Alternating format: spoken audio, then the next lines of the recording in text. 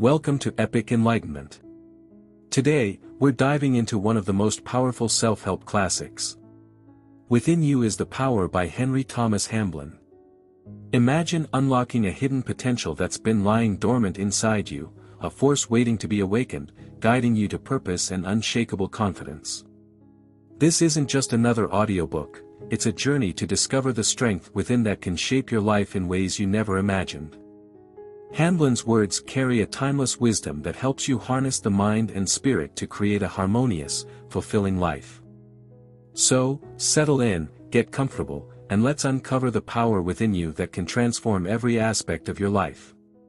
If you're inspired by this content, don't forget to like, drop a comment, and share your thoughts below. Subscribe to Epic Enlightenment for more journeys into the mind, spirit, and beyond. Let's get started. Within You is the Power. By Henry Thomas Hamblin. Preface. There is a power lying hidden in man, by the use of which he can rise to higher and better things. There is in man a greater self, that transcends the finite self of the sense, man, even as the mountain towers above the plain. The object of this little book is to help men and women to bring their inward powers of mind and spirit into expression, wisely and in harmony with universal law, to build up character, and to find within themselves that wondrous self, which is their real self and which, when found, reveals to them that they are literally and truly sons of God and daughters of the Most High. There is no way whereby the discipline of life can be avoided. There is no means by which fate can be tricked, nor cunning device by which the great cosmic plan can be evaded. Each life must meet its own troubles and difficulties, each soul must pass through its deep waters, every heart must encounter sorrow and grief. But none need be overwhelmed in the great conflicts of life, for one who has learned the great secret of his identity with the universal life and power, dwells in an impregnable city, built upon and into the rock of truth, against which the storms of life beat in vain. While this little work does not offer any vain promises of an easy life, for, if this were possible, it would be the greatest of all disasters, but rather endeavors to show how to become so strong that life looks almost easy by comparison, the life or fate does not change or become easier, but the individual alters and becomes stronger, yet, it does show the reader how to avoid making his life more difficult than it need be. Most people's lives would be less filled with trouble and suffering if they took life in the right spirit and acted in harmony with universal law. It is hoped that this little book may help many to come into harmony with life's law and purpose and thus avoid much needless suffering, to find the greater self within, which discovery brings with it a realization of absolute security, to bring into expression and wisely use their inner spiritual and mental forces and thus enter a life of overcoming and almost boundless power. Chapter 1. Infinite Life and Power. Man possesses, did he but know it, illimitable power. This power is of the Spirit, therefore, it is unconquerable. It is not the power of the ordinary life, or finite will, or human mind. It transcends these, because, being spiritual, it is of a higher order than either physical or even mental. This power lies dormant, and is hidden within man until he is sufficiently evolved and unfolded to be entrusted with its use. Thought is a spiritual power of tremendous potency, but this is not the power of which we speak. By thought, man can either raise himself up and connect himself with the powerhouse of the universe, or cut himself off entirely from the divine inflow. His thought is his greatest weapon, because, by it he can either draw on the infinite or sever himself, in consciousness, but not in reality, from his divine source. Through the divine spark within him, which is really his real self, man is connected with the infinite. Divine life and power are his, if he realizes that they are his. So long as he is ignorant of his oneness with the divine source of all life, he is incapable of appropriating the power that is really his. If, however, he enters into this inner knowledge, he finds himself the possessor of infinite power and unlimited resources. This power, then, is God's, yet it is also man's, but it is not revealed to him until he is fit to be entrusted with it. It is only when man realizes his oneness with his divine source that he becomes filled with its power. Many teachers and initiates lament the fact that certain secrets are being spread broadcast today, secrets that, in the past, were kept closely guarded. They fear that unillumined and unevolved people may make destructive use of spiritual power. This, to the writer, appears to be improbable. It is true that strong personalities, who have a great belief in their own power to achieve and succeed, draw unconsciously on hidden powers, and thus are able to raise themselves high above their fellows. The use, however, that they can make of spiritual power for base purposes is limited, and is not to be feared. There are others, of course, who are misusing their powers. These are black magicians, and while they may do a certain amount of harm, they become reduced, ultimately, to beggary and impotence. There are also others who spend the whole of their spare time searching for knowledge of this very subject. They read every occult book they can lay hands on, but they never find that for which they seek. There are spiritual powers and influences that withhold the eyes of the seekers from seeing, until they are ready for the revelation.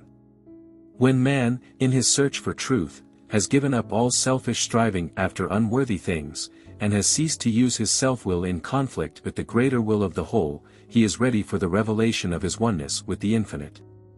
Yielding implicitly to the will of the whole may seem, to the unillumined, an act of weakness, yet it is the entrance to a life of almost boundless power.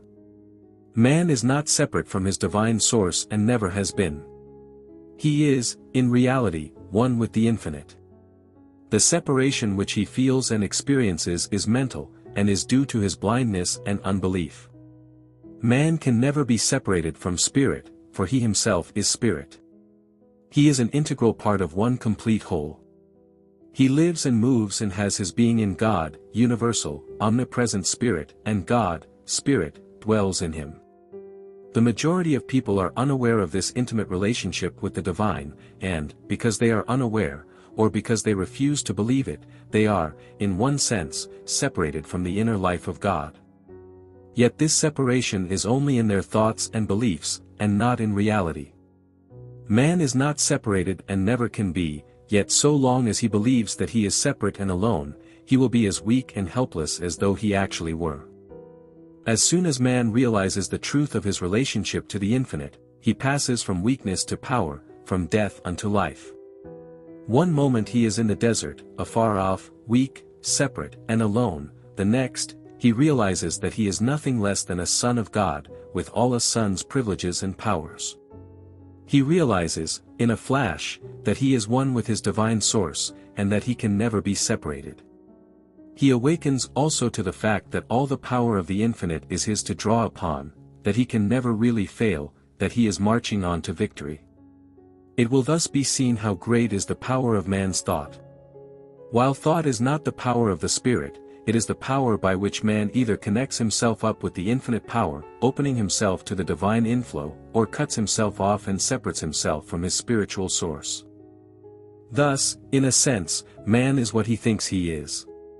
If he thinks he is separate from God and cut off from his power, then it is as though this were really the case, and he is just as impotent and miserable as though he actually existed apart from God.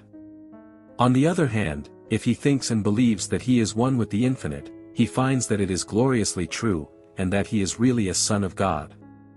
If he believes and thinks that he is a mere material being, then he lives the limited life of a material being, and is never able to rise above it.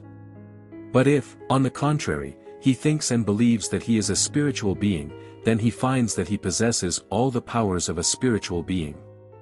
Again, if he thinks that his work is difficult and that he is not equal to his tasks, he finds that really his tasks are difficult and beyond his powers. Yet on the other hand, if he believes his work is easy, or, at any rate, within his powers, he finds that such is the case, and that he can do his work with ease. The power within is infinite, for, by faith in it, man is directly coupled up with the spiritual power of the universe. The divine spark within him connects him to the sacred flame, thus making him potentially a god in the making. A change then, must take place within man before he can enter into his divine inheritance. He must learn to think after the spirit, i.e., as a spiritual being, instead of after the flesh, i.e., as a material creature. Like the prodigal son, he must come to himself, and leave the husks and the swine in the far country, returning to his father's house, where there is bread of life, enough and to spare. Chapter 2. The Overcoming of Life's Difficulties. The true object of life is that man may attain wisdom through experience. This cannot be accomplished by giving in to the difficulties of life, but only by overcoming them. The promises of God are not made to those who fail in life's battle, but to those who overcome. Neither are there any promises that man shall have an easy time and be happy ever afterwards. Yet, it is after this that the majority of people are forever seeking: an easy life, a good time, freedom from suffering and care. But, in spite of all their seeking, they can never find that which they desire. There is always a fly in the ointment of their pleasure, something that robs them of true happiness, or, possibly, combinations of circumstances conspire to upset all their plans. Life is a paradox. The true object of life is not the attainment of happiness, yet if we attain the true object of life we find happiness. Those who are ignorant of life's true purpose and who seek happiness high and low, year after year, fail to find it. Like a will-o'-the-wisp, it forever eludes them. On the other hand, those who recognize the true object of life, and follow it, attain happiness without seeking for it. In times past, people have made God a convenience. They have thought they could drift through life, learning none of its discipline, and then, when in trouble, or things were not to their liking, they could pray to God and have the unpleasant circumstances taken away. The same idea is prevalent today. People have left the old orthodoxy and look to various cults and isms to get them out of their difficulties. They do not believe now that they can curry special favor with God by prayer, but they firmly believe that they can get what they want from the invisible by demanding it. They think that by this means they can have their own way after all. By this they mean having a good time, with no unpleasant experiences, trials, difficulties, adversities. They are, however, merely chasing rainbows. The easy life they seek constantly eludes them, simply because there is no such thing. The only life that is easy is the life of the strong soul who has overcome. His life is not easy in reality, but appears relatively so because of his strength. It is impossible to have an easy life, and, if it were possible, then life would be not worth living, for the sole object of life is the building of character and the attainment of wisdom through experience. Life to all of us must always be full of difficulty, and it is to help those, who, hitherto, have found life rather too much for them that this book is being written. What the majority are seeking for is an easy life, which they will never find, but precisely the reverse, and for them I have no message. But to those wise and awakened souls who are seeking for truth, no matter from whence it may come, and who desire to overcome life and its difficulties, instead of weakly giving in to them, this book, it is hoped, will bring a message. At this stage we cannot go into the subject of why we should meet with disasters and adversity in this life, nor why some people should have, apparently, a smoother life than others. 2. We must therefore be satisfied to know that we have to meet trouble and overcome difficulty, and that it is only by so doing that we can attain wisdom and build up character. The question, then, is not whether we shall meet the trouble and adversity or not, but rather, how we shall meet them. Shall we be victorious or shall we be submerged? Shall we overcome life's difficulties or shall we give in to them? The majority of people are drifters on the sea of life. They are wafted here and blown there, they are also carried hither and thither by every current. It is only the few who realize that they have the power of the infinite within them by which they can rise superior to all their difficulties, overcome their own weaknesses, and, through victorious experience, attain wisdom. At this point some practical reader may say that attaining wisdom is all very well, but what he wants is practical help. He is perhaps out of work, has sickness in his house and is in debt. Or, he may be well-to-do, and yet in the deepest distress and misery. To all such I would say that they possess the power by which they can overcome all their difficulties, and, through overcoming, attain wisdom. A man's success depends, more than anything, upon his faith in the good purpose of life, his faith in the power of the infinite within him and his ability to overcome every obstacle in his path. The extent of the power that man can bring into his life is the measure of his faith in that power. If his faith in it is small, then his life will be feeble and lacking in achievement. If his faith in the power within him is large, then great will be the power manifesting in his life. The power of the infinite is illimitable and inexhaustible, all that is required is an unquenchable belief and trust in it. The weakest and most timid can make use of this power. There is the same power in the timid and weak as in the brave and strong. The weakness of the former is due to a lack of faith and belief in the infinite power within them. Difficulties and troubles there will be in every life, and sometimes disaster and heartbreak, when the very earth slides from under the feet, yet, by calling upon the power within, it is possible to rise from the ruins of cherished hope stronger and greater through experience. Happiness and true success depend upon how the troubles and difficulties of life are met. Adversity comes to all, but if it is met in the right manner, even failure can be made the stepping stone to success. Trouble comes to all, but, while it makes some people stronger and better in every way, it submerges others so that they never rise again. The trouble is the same, it is how it is met that makes the difference. Those who meet difficulty and adversity in the feeble strength of their finite minds and false personality are speedily overwhelmed and broken by the storms of life. But those who rely upon, and have faith in the power within them, can never be overwhelmed, neither can they ever be defeated. The power, being infinite, is always sufficient, no matter how great the need may be. One who realizes his own real spiritual identity, knows that he can never die, that he can never be defeated, that he can never really fail. He may lose his body through the change that is called death, but he, the true man, can never die. Neither can he fail, though he be defeated 1,000 times, he must rise again. Only have faith in the spiritual power within you and you can know all the joys of overcoming and achievement. All things will become yours. Seek first the kingdom within you, your spiritual union with the infinite, and harmony with the divine will and purpose, and all these things shall be added unto you. You will have no need to fear the morrow, for you will know that all provision has already been made. There will be no need to hoard up wealth, for there will be the necessary daily supplies always available. There will be no need to live near a doctor, for God, the infinite life, shall be your health. There will be no need for regret or lamentation, for you shall know that all is well. There will be no fear of future happenings, for you shall realize that the Infinite One makes no mistakes. Chapter 3. Fate or Free Will.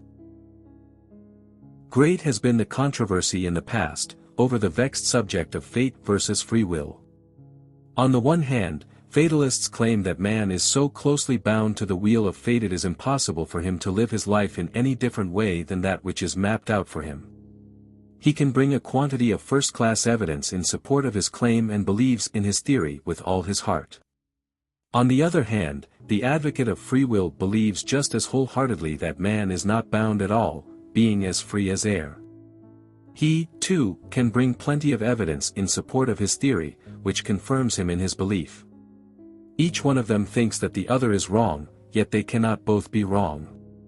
Let us therefore examine the subject for ourselves, for it is an important one, being intimately connected with the subject which this book discusses. First of all, let it be said, they are both wrong, in part, and right, in part. Man is bound to the wheel, yet, at the same time, he has free will. Let us, therefore, explain this seeming paradox. It is an ancient truth of the inner teaching that man, when he is unevolved and before he is unfolded, is bound to the wheel of fate very closely. The unevolved man follows his desires, thus creating for himself a future from which he cannot escape.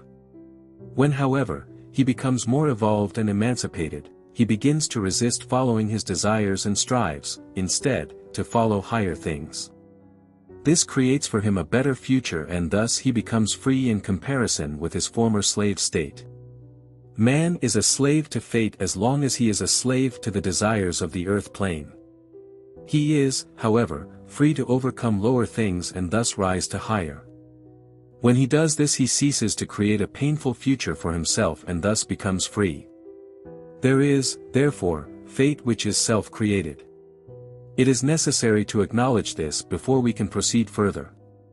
One who has not had much experience of life or who has not been a close observer, may deny that there is such a thing, but one who has had great changes in his life, against which he has fought and struggled in vain, knows that there is a purpose working behind the events of life, against which even kings and mighty men are powerless. There come times in man's life when he moves heaven and earth, figuratively speaking, prays until he can pray no more, sacrifices, it may be, his money, his health, his prospects, and does everything that is in the power of a human being in a vain attempt to stave off a threatened disaster. But, in spite of all his efforts, in spite of his cries to a pitiless heaven, the relentless march of fate cannot be stayed. It moves forward like a huge juggernaut and crushes his hopes, his dearest idol, his very life itself, or all that then makes his life worth living, and leaves him desolate. If then, you may ask, fate is so pitiless and so powerful, what can be done with it and where does free will enter into the matter? In reply, it must be admitted at once that it is no use fighting fate. The more man fights it, the more completely he gets broken.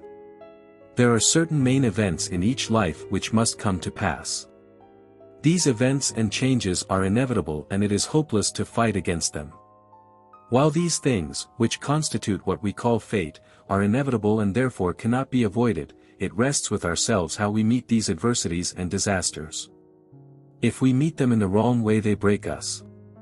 If, however, we meet them in the right way, we become stronger through discipline and experience, thus becoming better fitted to bear life's responsibilities and to overcome its difficulties and temptations. One who meets the setbacks, griefs, bereavements and disasters of life in the right spirit becomes a strong and rich character. He becomes mellowed through experience, strong, stable, a helpful influence to all who meet him. When things go smoothly and life is a merry round, no philosophy or religion seems necessary, and, as for an inward power, what of it, we can do very well without it. So say the thoughtless and inexperienced, but there come times in every life, when, not only is a philosophy, and that a very sound one, necessary, but also a power, of which the finite self knows nothing, is needed in order to raise the soul out of the dust and ashes of its despair. It is one thing to try and meet trouble and adversity in the right spirit and quite another thing to have the power to do so. One who thinks that he has no power within him but that all the power is in circumstances, can never rise victorious over his troubles and become a conqueror over life's difficulties, but one who realizes that he possesses a wonderful power that can raise him up, no matter how crushed he may be, can never be a failure in life. No matter what may happen to him, he will play the man and act a noble part. He will rise from the ruins of his life and build it anew in greater beauty and splendor. At this stage it is necessary to point out that there is a difference between big fate and the circumstances of life. Big fate, as it sometimes is called, antedates this present life and its cause does not come within the scope of this little book. Sufficient if we say here that, through the ages, we reap as we sow, therefore our future depends upon how we meet life and its difficulties now. Big fate, then, cannot be successfully fought, simply because it is the working of omnipotent law, but our life generally and its circumstances depend upon how we meet big fate and how we recover from it.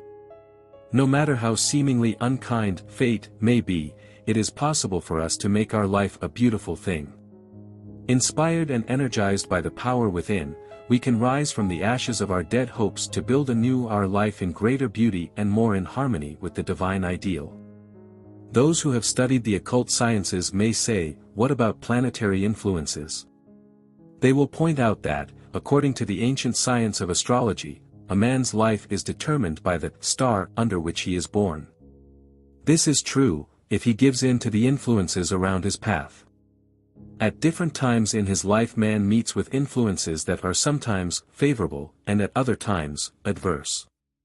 These influences are, however, only influences after all, and one who will stand firm during periods of adversity and refuse to give in, relying upon the great power within to carry him through, will find that he can weather all storms of life and come out of his trials greatly strengthened.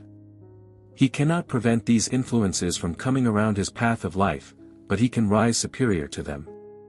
He will meet with failures and setbacks, but he will make of these stepping stones to success. He will experience griefs and bereavements, but out of these he will build a finer character and rise to higher things. One, however, who gives in to these things, refusing to rise again and reconstruct his life, condemns himself to further suffering, thus making utter shipwreck of his life. Let the despairing take heart again. Believe in the power within you and you will rise to heights before undreamed of. With this power to help you, you can accomplish the apparently impossible. Appendix to Chapter 3. Our life here is not governed by a capricious being who blows first hot and then cold or who favors one person and tortures another.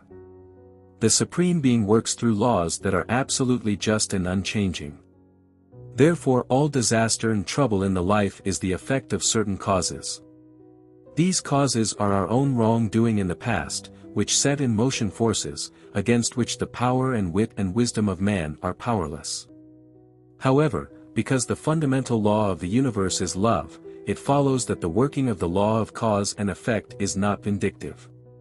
Its object is our highest good, viz., to bring us into union with the divine or in tune with the infinite. Therefore, by rising up to a higher plane and coming more into harmony and union with the divine, we rob even big fate of something of its power. We cannot oppose it, for by so doing we fight against omnipotence, but we can forestall it by doing willingly, and of our own accord, that very thing which experience comes to teach us. It will be seen then, that our future depends entirely upon the way we think and act in this life. Our future lies in our own hands. If we violate the law of love in this life, we create disaster and suffering for the future, which will have to be met, in the form of big fate of a painful character, some day. Therefore, by right thinking and right doing now, we not only ameliorate conditions in this life, but we also create a future that will be more harmonious and freer than anything we have experienced hitherto. It is also necessary to point out that, even in this life, some of its big disasters are the result of thoughts and actions committed during this present existence. A youth or young man may commit a folly that brings, in after life, a terrible retribution. Or he may do another man a grievous wrong and years afterward someone else does the same wrong to him. It is always an eye for an eye and a tooth for a tooth on this plane of cause and effect, but the Great Way Shower, by his teaching of the power of love, enables us to rise above these lower things and live a life of harmony and peace. Chapter 4. Cause and Effect. Man is the cause of the disasters in his life. He reaps through the ages exactly as he sows. Life is perfectly just and rewards every man according to his works. The fate of the present is the reaping of his sowing in, it may be, a distant past. Therefore, the disasters and sufferings of this life must not be attributed to the interference of a capricious and unreasonable God, for the truth is, they are due to the exact working of a perfectly just law. Fate, once created, is irrevocable. It can neither be fought nor evaded. By fighting against fate, man merely smashes himself to pieces. To do so, is equivalent to running his head against a stone cliff. The harder he charges, the greater the damage to his head, but the cliff is unaffected. Fate, although largely self-created, is really the divine purpose of life, therefore, to resist it is to fight against God. Fate, again, is not punishment, in any vindictive sense, it is the drawing together of certain remedial experiences, through which the soul can learn the lessons it has failed to learn in past ages and thus attain wisdom. The object of fate is the highest good of the individual, although it may entail suffering in painful experiences. Because the disasters in man's life are due to past wrongdoing, it naturally follows that his future depends upon the kind of life that he lives today.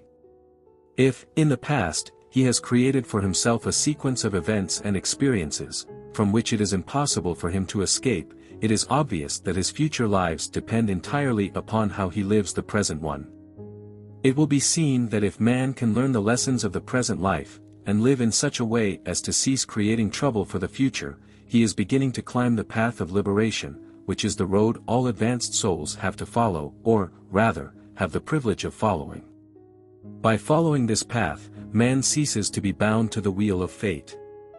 This little work does not teach reincarnation, but its teaching is based on a belief that man, in reality, is a spiritual being, a divine spark from the sacred fire. Spirit being immortal has no beginning or end, therefore always lives. This present life is one of countless experiences, each one of which helps to build up character.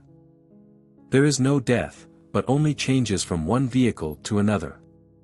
There is no beginning, or end, or time in reality. These are mere limitations of the human mind. It is impossible for man to die, he can only leave his body. He cannot kill himself, try how he will, he can only force himself out of his body. Man must always go on, whether he likes it or not, he proceeds through the ages, reaping exactly as he sows. We have already seen that man cannot avoid or fight successfully against fate, but that he can become free from the wheel of fate by living a life in harmony with divine law. At this point it is necessary to point out that most of man's troubles are not caused by fate at all, but are due to his fighting against or trying to resist the great plan. If the experiences of life are resisted, or an attempt is made to evade its discipline, troubles and difficulties will repeat, becoming more painful and insistent until their lesson is learnt and the life changed accordingly. Therefore man has it in his power greatly to improve his present life, as well as to create a far better future, simply by living his life today in harmony with divine law. Further, it is necessary to point out that all thought and action have an immediate as well as a far-reaching effect. It is true that the full effect of life here is not reaped until after our little course on this plane has been run, but great differences are effected in the present life nevertheless. The way a youth makes use of, or throws away his opportunities, either makes or mars, to a very large extent, his adult career. Opportunities, once allowed to pass, can never be recalled. Sins committed and wrongs done to our fellow men have an unpleasant habit of repeating themselves in a reversed way later in life. For instance, a man may get on in life, and, in his selfish climb, may trample on one weaker than himself, ruining him and driving him to despair. Years afterwards, he will probably be treated in exactly the same way by someone stronger and more favorably situated than himself. Therefore, there is an immediate sowing and reaping that finds fruition in this life. By immediate is meant, within the compass of this life. The reaping may be delayed 10 or 20 years, but in the writer's experience, it not infrequently comes. Whatsoever a man soweth, that shall he also reap. Those, therefore, who think that life is not just, and who whine and complain about the way they are treated, are simply increasing their own troubles. Until man realizes that the cause of all his troubles is within himself, he can never do anything to remedy matters, because, obviously, the only thing that is required is for him to change within. Man has to become changed within before his life can be altered. His thoughts, his ideals, his attitude towards life must all become transformed. When this change has been effected, he not only begins to repair his present life, but he creates a fairer and nobler life for the future. Man, then, has to change. His desires and aspirations, instead of being directed towards hate and evil, must be transformed to love and good. Instead of wallowing in lust and selfishness, he must lift himself to higher and better things. How can this be done? It cannot be accomplished by the finite man at all, but it can be achieved by the infinite power within. It is only when man realizes his oneness with the infinite, and believes that omnipotent power is at his disposal, that the spiritual power within becomes available. So long as man has doubts and fears or disbeliefs, this special power is not available. It is his, but his state of heart and mind prevents him from either realizing the presence of the power or making use of it. Before the machinery of a workshop can run, it must be connected up with the engine room. In the same way, man, before he can live the new life, must become one with the infinite life and power. Entering this new life of power does not take away life's experiences, its trials, troubles and adversities, but the change within does prevent the creation of unnecessary troubles and suffering. Also, even a so-called unkind fate loses much of its power to wound, for the higher man rises into union with God and infinite love, the less power it has in his life. It still operates, but it fails to wound so deeply, for man, seeing with illumined eyes, knows that it is good that has come to bless, and not evil that has come to slay. Painful fate loses its power to hurt when man ceases to resist it and meets it with open arms, seeking to learn the lessons that it has to teach. Chapter 5. Success. What is meant here by success is the achievement of something worthwhile, that shall make the world better and richer, and add something to the common good. Our sphere in life may be very humble, but if we overcome our own weaknesses, help others along life's pathway, and do our daily work better than we need, our life cannot be other than successful. If, at the end of our life, we can be thankful for it, realizing that we have made the best possible use of it, we have achieved real success. Success, to the unillumined, may mean the accumulation of wealth and the winning of fame.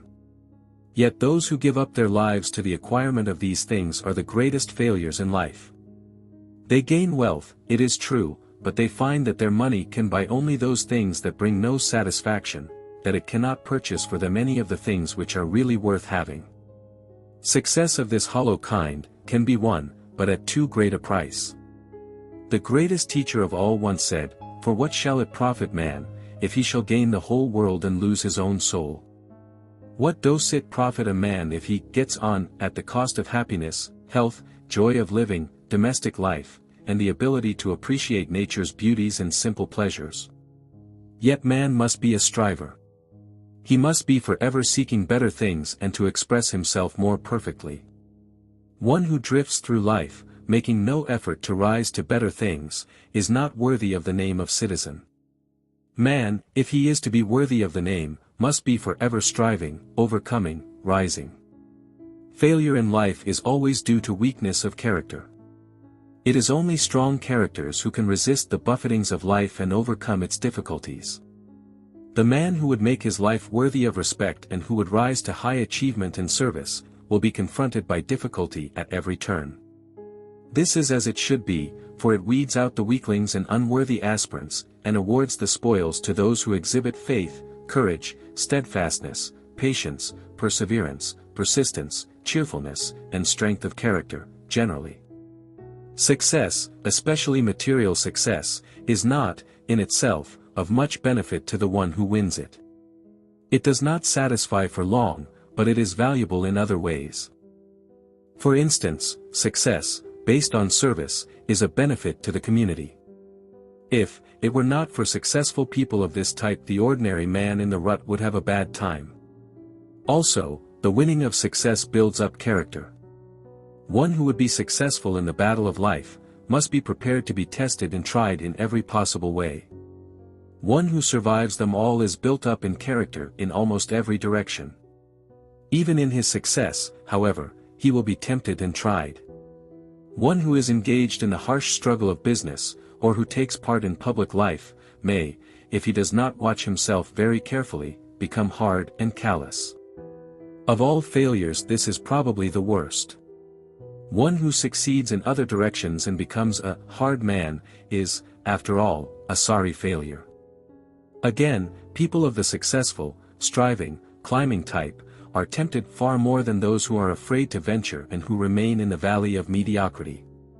This is true, not only of those who seek to climb the steep path of spiritual attainment, but also of those who are successful in mundane affairs. In each case, they have placed in their keeping great powers and influence such as the ordinary man little dreams of. This is a grave responsibility, for if these powers are used for self-aggrandizement, the results are disastrous. Thus, those who climb, are beset on all sides by temptations of a very subtle kind, which, if yielded to, will ruin the life and do grave injury to the soul. Life is a continual battle. To the ordinary person it is generally a fight with circumstances and the ordinary difficulties of life which are very important in his eyes. The more advanced soul is not troubled much by these things, he rises above them, but he is tempted and tried to a much greater degree, and in a far more subtle manner. Those who think that by following a certain cult or ism, they will be able to have an uneventful walk through life are merely deluding themselves. As he learns to overcome the difficulties of life which baffle the ordinary individual, he will be tempted and tried in other and more subtle ways. This is because life is not for mere passing pleasure, but is for the building up of character, through experience. Therefore, one who would succeed must be strong, and wise, and patient. Those who aspire to make their lives really worthwhile, who desire to serve their fellows more perfectly, who want to build up character through experience and overcome all their weaknesses, inherited or otherwise, must look within for power and wisdom. It must be pointed out, however, that man must not use his spiritual powers for selfish purposes and self-aggrandizement. There is an immutable law, which has been known to the inner teaching all through the ages, that forbids the use of spiritual powers for the creation of wealth or even of daily bread. Jesus was subject to the same spiritual law, and was tempted exactly in the same way as we. The tempter said, "Command this stone that it be made bread." If Christ had turned the stone into bread, he would have failed in his great mission, but he knew the law. There are thousands of people today who are trying, not only to turn, by the misuse of their spiritual powers, stones into bread, but also into motor cars, fat bank balances and lands and houses. Such are heading to disaster, for they are working against the combined spiritual power of the universe. The enemy of souls offers those who have learned to tap the inexhaustible power of the universe, and who have discovered that they are sons of God, wealth, power, pomp, the applause of men, the glittering things that perish, if only they will misuse their God-given power. Like Jesus, they must refuse. They must put service before self, and give instead of grasping. Thousands are being taught today to force their human will upon life and to use occult powers for the acquisition of wealth and power. They are taught to enter the silence and demand what they want. "How to get what you want" is the slogan of these modern teachers. Not merit, not service, not giving, but demanding, compelling by human willpower and by the use of occult forces. This is another device of the enemy of souls, and it is taking tens of thousands of seekers for truth out of the path. This subject is dealt with more fully in a separate chapter. If, however, man's ambition is to serve and to give, instead of to grasp and to grab, if, also, he seeks success through merit and not through the misuse of his spiritual powers, he can go forward and the power will go with him and will help him. When once the power has been aroused, man must cease all purely selfish striving, although, of course, there will still be much selfishness in his motive. He must seek his success through service and through following noble aims, through merit and a fair exchange, instead of trying to wring success from life, no matter who may suffer thereby. Further, when this power has been brought into expression, it must only be used in love, for if it used otherwise it will destroy the user. Again, the power must not be used by the finite human will, but an endeavor must be made to find what the will of the whole is, and to work in harmony with it. Behind each life is the divine will and purpose. Each life is perfect as it is imaged in the universal mind. The highest success, indeed, the only true success, is to live the life according to the great cosmic purpose, or, in other words, as it is imaged in the one mind. Do not imagine, however, that it is the will of the universal mind that man should be a failure or lacking in achievement. Far from it, for we have only to contemplate the universe to see that the infinite mind is forever achieving and that it never fails. Man, too, must succeed, but let him mix wisdom with his ambition, and work for the benefit of the whole, rather than for any purely selfish purpose. It is natural for man to get on in life, to a moderate extent. In order to get on, he must become more efficient, and thus serve life and his fellows better. Therefore, there is no harm in success of this kind. It is natural and laudable also for one in poor and unlovely surroundings to have an ambition to raise himself to better circumstances. It is only right that he should desire to make life brighter and better for his wife and family. So long as he indulges in ambition wisely, and if he seeks success through better service to his fellows, his is a laudable purpose. If, however, he does not curb and control his ambition but allows it to run away with him, he will lose all real joy in life, and, at the last, when it is too late, learn, to his sorrow, that his life, through too much success, has been a failure. The writer's experience has been that it is necessary that we should always be progressing, achieving, overcoming and endeavoring to succeed. One of the greatest laws of the universe is progress, therefore it is fatal to stand still. We must go forward, we must achieve, we must accomplish things. If we do so, we may find that many things which cost us much effort and hard work are not worth the having, yet all the time we are learning, through experience, and are being strengthened and prepared for greater things.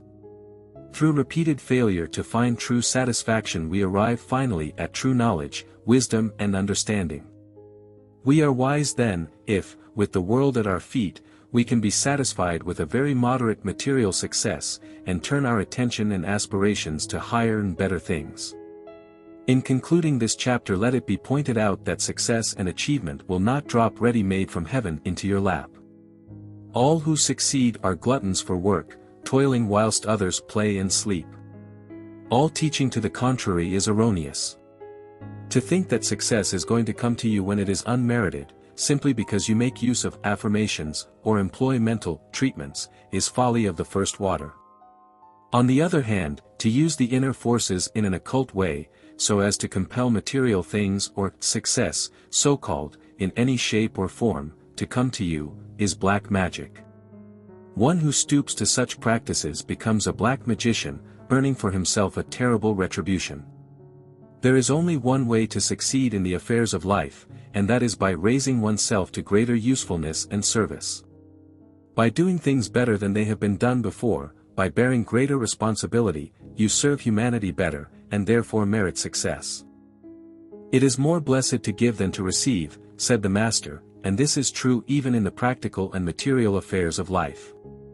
First, you must give better and more valuable service, in other words, deserve and merit before you expect to see it materialize. You must sow before you can reap, you must become too big for your present position before you are capable of occupying a larger one. You must grow and expand in every possible way, and as you grow so will your success increase. Outward success is only a reflection, so to speak, of what you really are, and a result of greater and more valuable service to humanity. It requires great effort and determination to get out of the rut, but so long as your ambition is not ignoble or selfish, there will be found within you power sufficient for all your needs. To win success, either in the hurly-burly of life, or the more difficult path of spiritual progress, demands imagination, vision, courage, faith, determination, persistence, perseverance, hope, cheerfulness and other qualities. These are all to be found within. All these qualities lie more or less dormant within, and can be called into expression if we believe that infinite power is ours. Again, however, must the warning be repeated that this power must not be used for selfish self-aggrandizement, still less may it be used, or, rather, misused, either to influence or dominate others. If this power is misused, the results are terrible and disastrous. Therefore, use the power only for the achievement of good and noble aims and in service which shall enrich the life of your fellows, adding to the common good. Having arrived at this stage, you must go forward. There can be no holding back. Ever onward, the divine urge is sending you to greater achievement and accomplishment. Just as surely as the planets must revolve round the sun and fulfill their destiny, so also must you go forward. See to it, then, that your aims and ambitions are based upon eternal wisdom, for upon this does your whole future depend.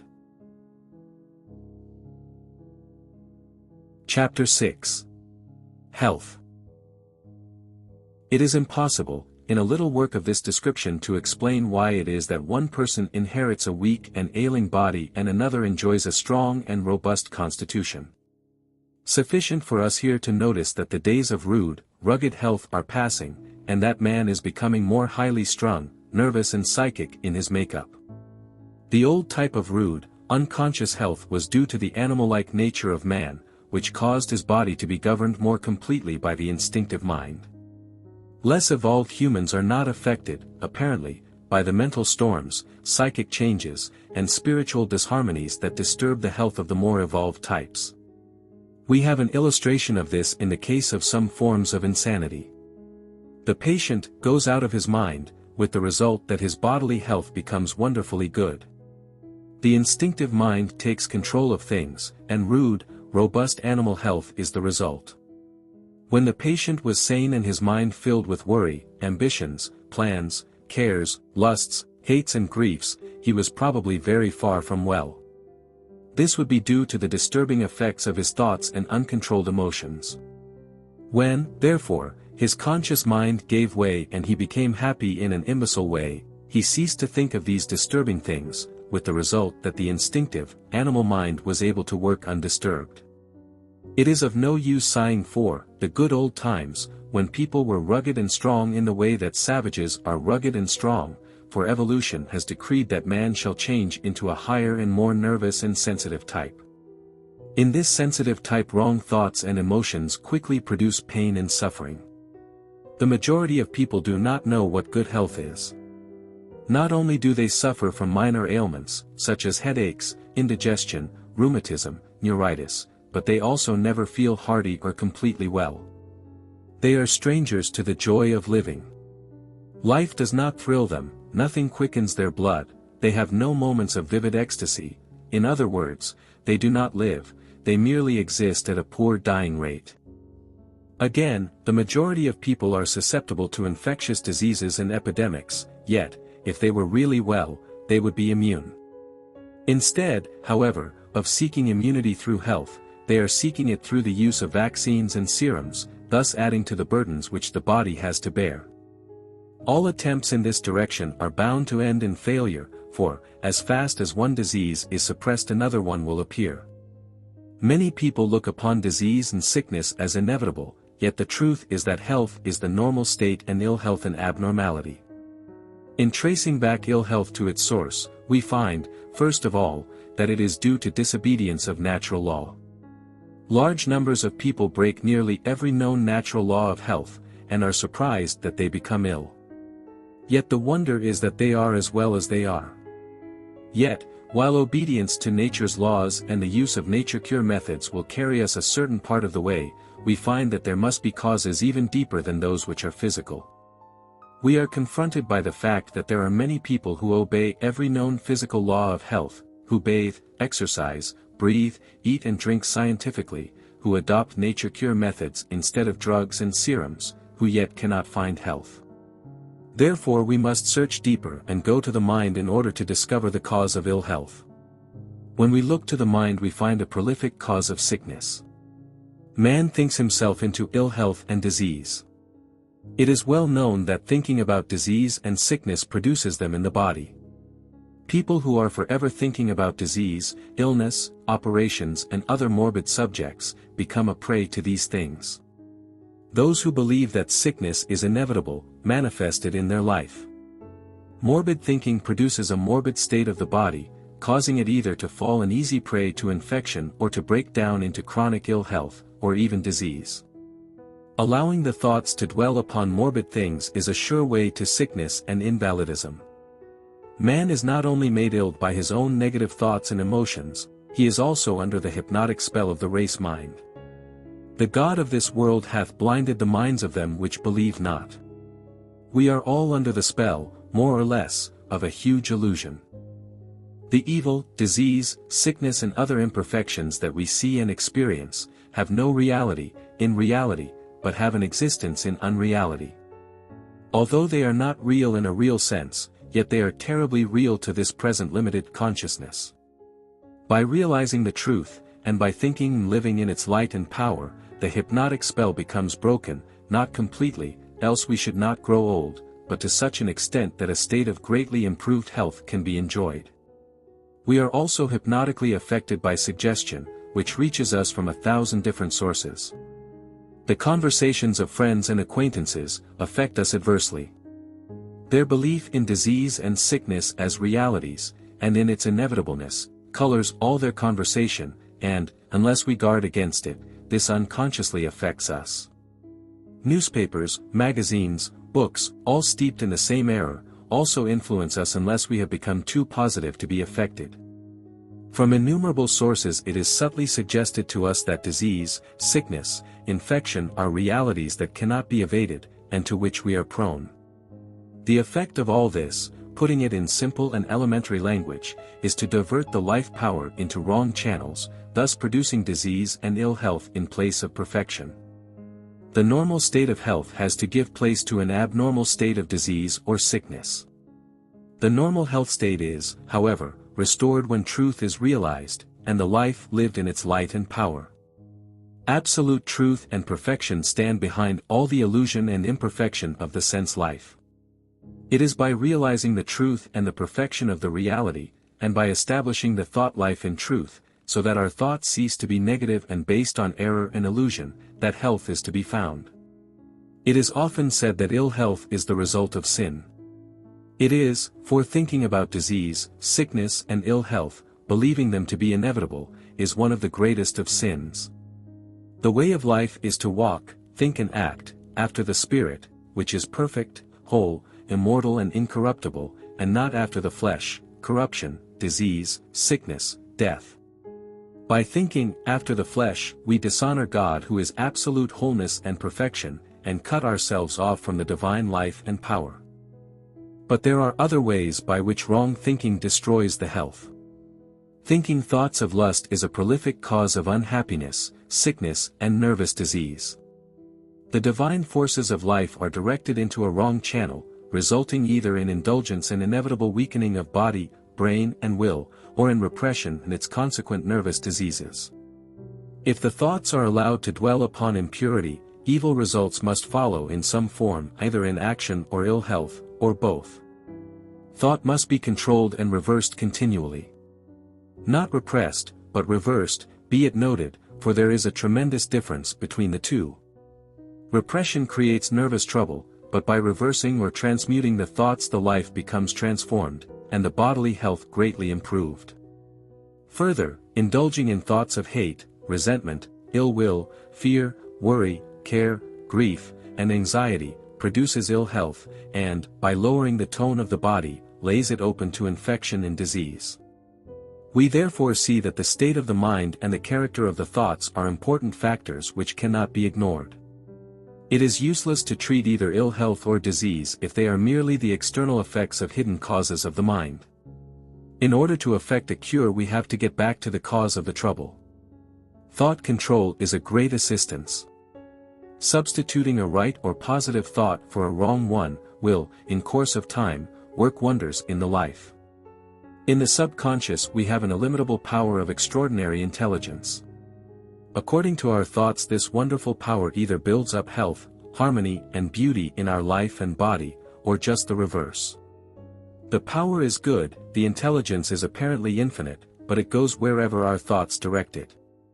By our thinking, therefore, we either create or destroy, produce either good or evil.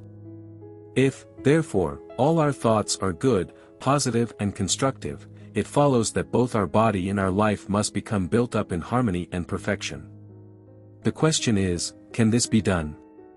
It can be done if we have the desire, and are willing to discipline ourselves and persevere in the face, often, of seeming failure.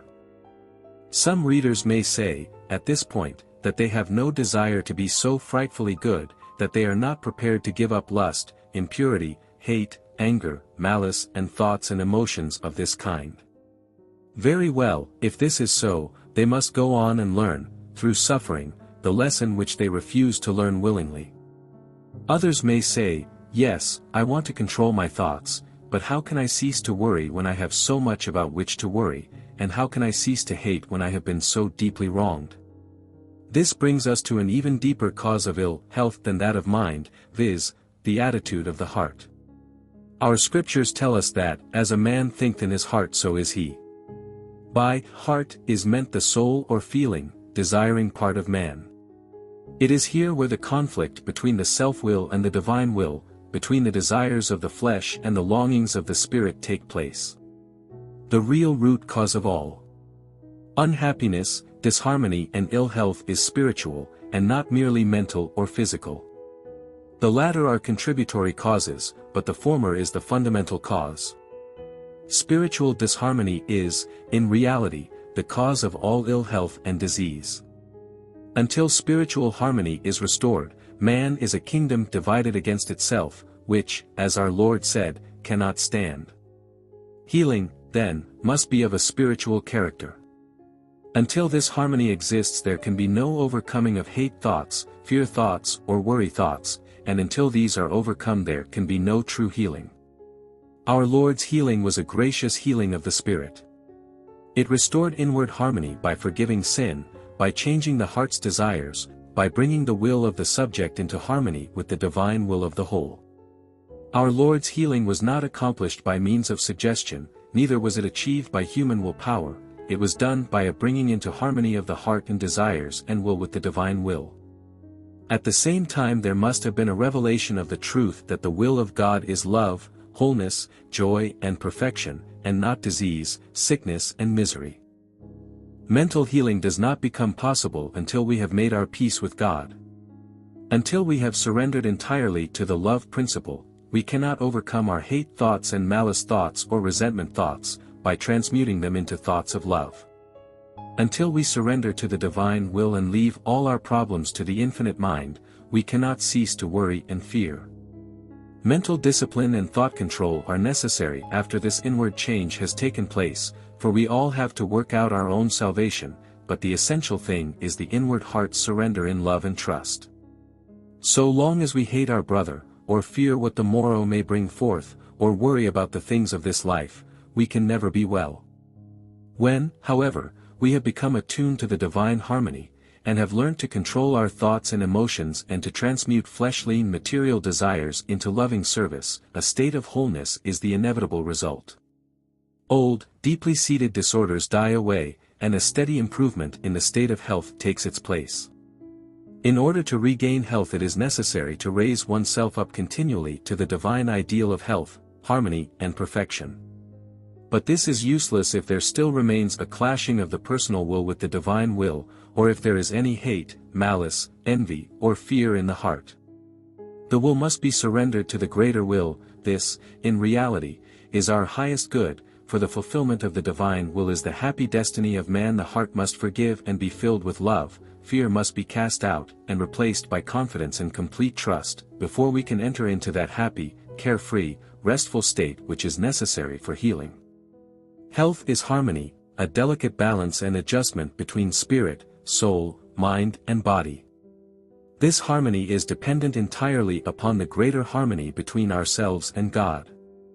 So long as there is a conflict of will, so long as there is hate or resentment, so long as there is selfishness or while there is fear, this harmony cannot exist.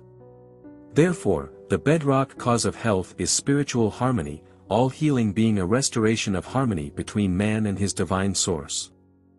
When this harmony is restored, man is no longer a kingdom divided against itself, for he becomes established in unity, he works with the universe and the divine laws of his being, instead of against them.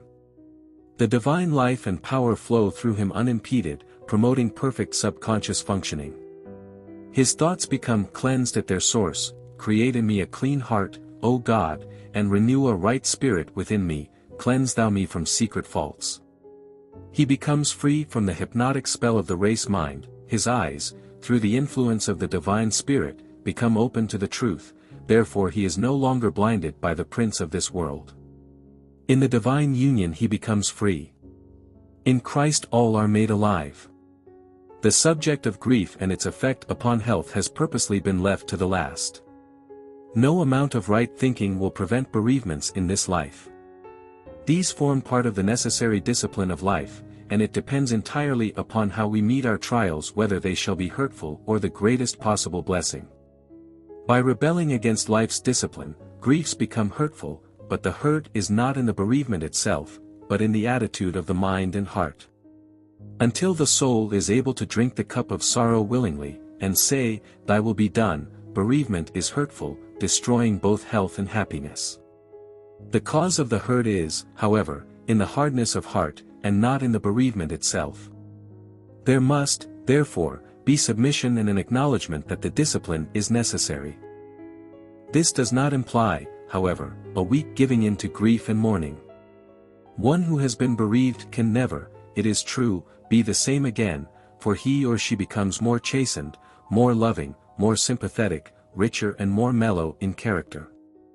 The loved one can never be forgotten, but that is no reason why the heart should be bowed down by grief and the life made desolate by sorrow. In such cases true religion, not religiousness, is the only thing that can satisfy the soul, harmonize the mind, and heal the body. To be established in truth, knowing that all is well, that God makes no mistakes and that there is, in reality, no death but only change, is the only way by which bereavement can be made to be a blessing in disguise. When this stage is reached, grief is overcome, death being swallowed up in victory. The only panacea for all life's troubles is conscious harmony with our divine source and the divine will and purpose which desire only our highest good.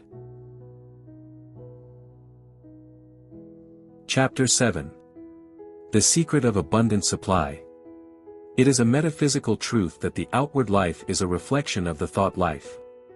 Our life is affected by our habit of thinking and attitude of mind, in two ways. First, all our actions are unconsciously influenced by our thoughts, thus helping to bring into manifestation, or attracting to us, an environment that corresponds to our thoughts. Secondly, we discharge or emit an influence, silent and invisible, that no doubt affects other people. They are probably not aware of it, but they are either repelled or attracted by this silent influence. Thus, if our thoughts and mental attitude are of the wrong type, not only are our actions affected thereby, but also we exert a silent influence that assists in driving the right type of friends, opportunity, success and every possible good away from us. The reverse also is equally true. By right thoughts and a correct mental attitude we naturally attract to us all the good of which our present life is capable. The Bible tells us that as a man thinketh in his heart so is he. It is equally true to say that as a man is, so does he think, and, that as he thinks, so do his outer life and circumstances become. Therefore, as a man is, so is his environment. This may sound rather metaphysical, but it is really quite simple, and proof meets us at every turn. Take a man from slumdom and put him in nice surroundings, and note what happens. Very soon he either drifts back to a slum or turns his new house into a slum dwelling. Take a man of a higher type, and put him in a slum, and soon he will either leave the slum or change his slum dwelling into a more decent habitation. Put a slut in a mansion, and she will turn it into a pigsty, but put a woman of a higher type in a hovel and she will make it clean enough to entertain royalty. Therefore, before you can change a person's environment it is necessary to change inwardly the person himself. When a man becomes inwardly changed and filled with new ambitions, ideals and hopes, he, in course of time, rises above his sordid surroundings and attracts to himself an environment that corresponds to his new state of mind.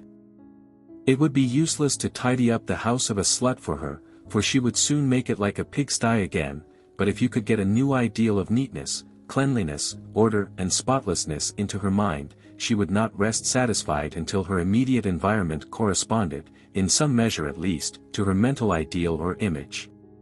Very often, the failures of a man's life, and its disharmonies and poverty, either comparative or real, are outward symbols of his weakness of character.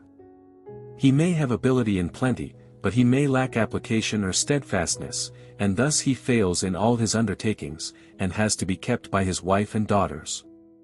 He will assure you that his circumstances are due to ill fortune, but the actual cause of his failure is in his character, or, rather, lack of character. If, therefore, a man's poverty and lack, or financial difficulties are due to weakness of character which manifest in his work and dealings with others, in the form of inefficiency, poor service and bad judgment, it follows that he, himself, must change before his circumstances can be permanently altered for the better. The difficulty in dealing with unsuccessful people is in getting them to realize that they, themselves, are the cause of all their troubles. Until, however, they do realize this, their case is hopeless, and it is impossible to help them, but when they acknowledge that the fault is theirs, they can be shown that there is a remedy for their ills and a way out of their difficulties, by means of self-improvement. Let them then search for hidden weaknesses, and build up those weak places in their character, such as lack of grit, determination, steadfastness, persistence, patience, probity, decision, which are the cause of their troubles, and they will find that their circumstances will gradually change for the better. Everything comes from within, first within, then out. This is the law, therefore the change must always take place within. Going more deeply into the subject and becoming more metaphysical, it is necessary to point out that the cause of all manifestation is mind. We have already seen that a man's mind and character are reflected in his circumstances. Now let us think, for a moment, about the mind that is infinite. The whole universe, which is, of course, infinite in extent, has its origin in the divine mind, and is contained within this infinite mind, just in the same way that you can hold a mental picture in your own mind. God's universe, as it is imaged in the divine mind, is perfect. We see it as imperfect, because we only receive a finite sense perception of that which is perfect and infinite, from this forming, in our minds, an image that is necessarily imperfect and finite, which we project outwards, and, not knowing any better, think is real. But the universe, as imaged in the divine mind, and as it actually is in reality, is both infinite and perfect. It is also infinitely perfect. There is no poverty or lack in a universe that is infinitely perfect, whole and complete in the divine mind. Poverty and lack have their origin in the mind of man, they have no place in the mind of God. We cannot, in a little elementary work of this kind, go more deeply into this extremely fascinating subject. Sufficient if we say here that the only reality is infinite perfection and wholeness, therefore there cannot be any lack at all, in reality. The obvious lack and poverty that we see around us are the product of the human mind. Those who live in a consciousness of poverty and lack, go through life closely fettered by limitation. They can never escape from poverty, it dogs their footsteps like their shadow. In fact, it is a shadow or reflection, in the outer life, of their state of mind and mental attitude. On the other hand, those who live in a consciousness of sufficiency, are not troubled about supply. Their circumstances reflect their type of mind and mental attitude. It does not follow that they will be rich, for many of them prefer to live from hand to mouth, and quite large numbers of people have no desire whatever to possess wealth of any kind, but they have no worry about supply, for their needs are always met by sufficiency. Many of our readers look upon the possession of wealth as an iniquity. Personally, I do not see how, at this stage, it can be altogether avoided. Capital is necessary for the conducting of business and for the carrying out of enterprises, but, as far as the hoarding of wealth is concerned, I certainly think that it is both unwise and unnecessary. There is nothing more deadening to the spiritual life than riches. There is always hope for the drunkard and the harlot, but it is most difficult, although, of course, not impossible, for one who is burdened by wealth to enter the kingdom of heaven. Some are able to do so, but they are allowed to enter simply because they hold their wealth as of no importance, merely as something of which they are stewards for a season. The hoarding of wealth is just as unnecessary as poverty. They are both based upon a fundamental error. This error is in thinking that all supply, being material, must necessarily have a material source, that it is limited in quantity, and therefore must be grabbed at and fought over. The truth is, of course, that the source of supply is spiritual, and therefore without limit. Consequently, one who realizes the truth has no thoughts of poverty or lack, and ceases to fear it. On the other hand, he has no incentive to hoard or to grab wealth, for of what use are riches to one whose supply is forever assured? All who enter into this truth regarding supply, either despise riches or hold them very lightly indeed. They cease to have any desire for wealth. Why should they have any such desire? People hanker after wealth because they fear poverty with a deadly fear, and long for wealth because they think that its possession would release them from their fears. When, however, they know the truth, they also know that their wants will always be supplied, therefore they no longer desire wealth and its cares and responsibilities. Wealth is just as abnormal as poverty. Our Lord showed this to be the case by choosing to be poor, but not in poverty, and by his teaching in the Sermon on the Mount. What Jesus promised was adequate supply, but not wealth or riches, to those who had sufficient faith in their Heavenly Father.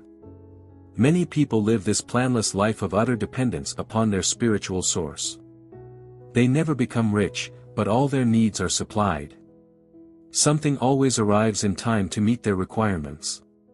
Such a life requires a very live and active faith, but its results are as certain as the rising of the sun. An understanding of the truth regarding supply is a necessary foundation for the faith without which the planless life is impossible. It is necessary to know the utter falseness and unreality of poverty and lack before we can trust in divine providence or the working of spiritual, at the same time, mental, law. It is necessary to know that the universe is spiritual, that God is spirit, in whom we live and move and have our being, and that because we are a part, very small, but yet a part, of the whole, all our wants, all through the ages, must be supplied. Supply, sufficient for all our needs, is the reality. Poverty and lack, the product of lack of faith, of fear, of ignorance, of weakness of character, have their origin in the human mind, and are the unreality, the negative which has no permanence or reality.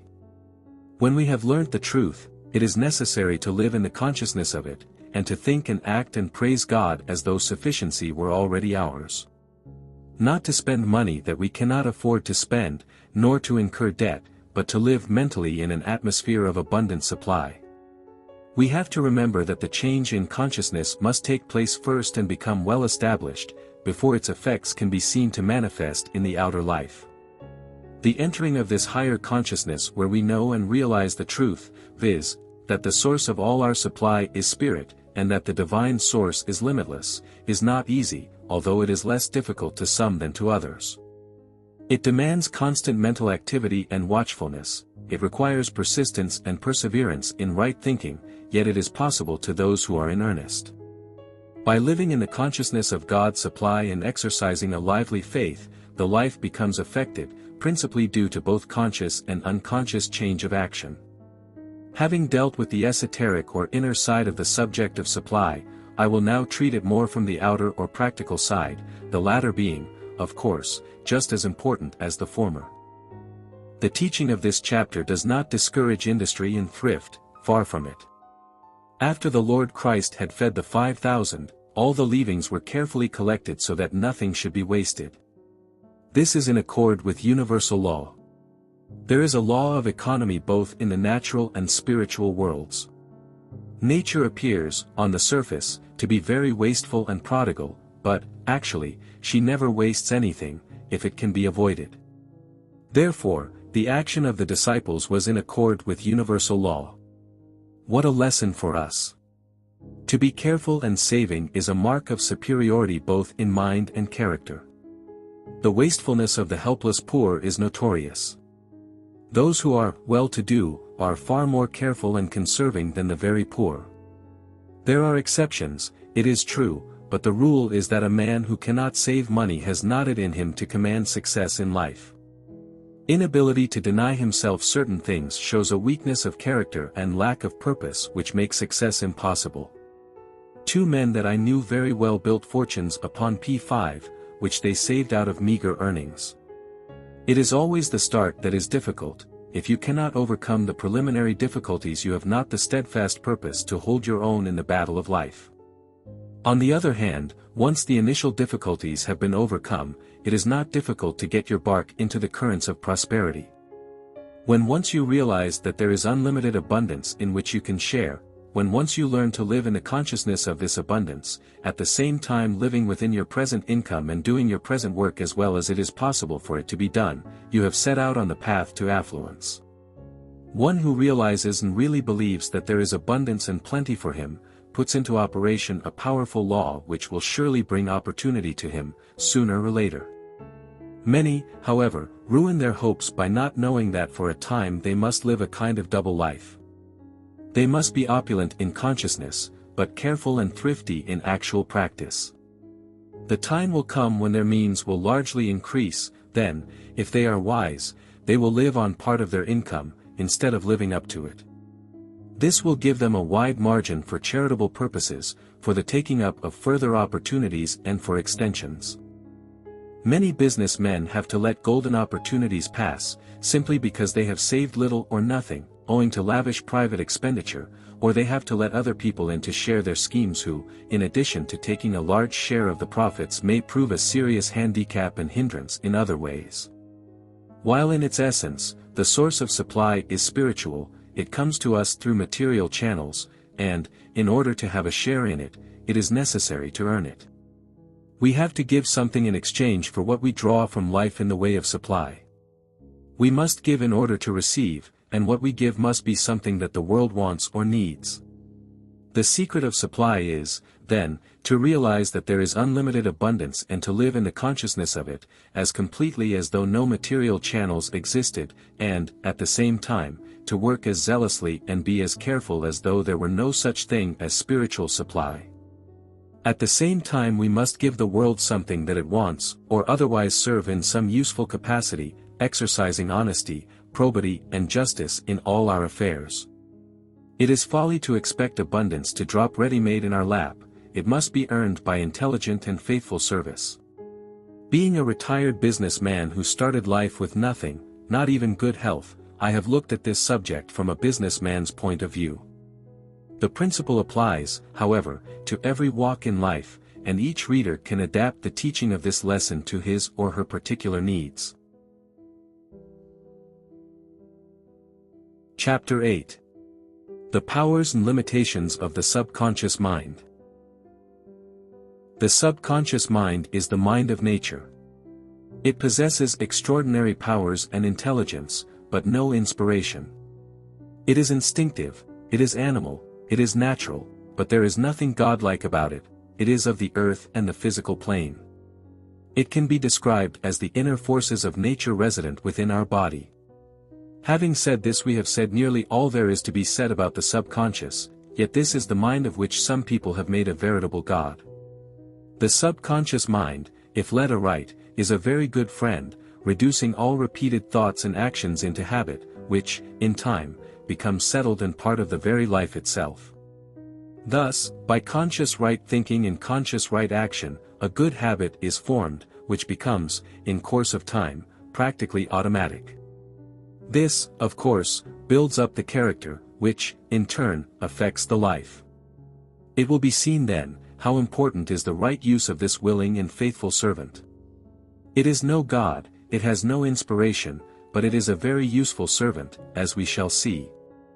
Most of our actions or movements are done or made subconsciously. The reason that practice makes perfect is that the subconscious mind learns to do the task, and, by so doing, takes it off our hands. How difficult it is to learn to drive a motor car. How carefully, at first, we have to double declutch and obtain the right engine speed for a noiseless change, yet, after a time, the whole action is performed subconsciously. It is the same with pianoforte playing.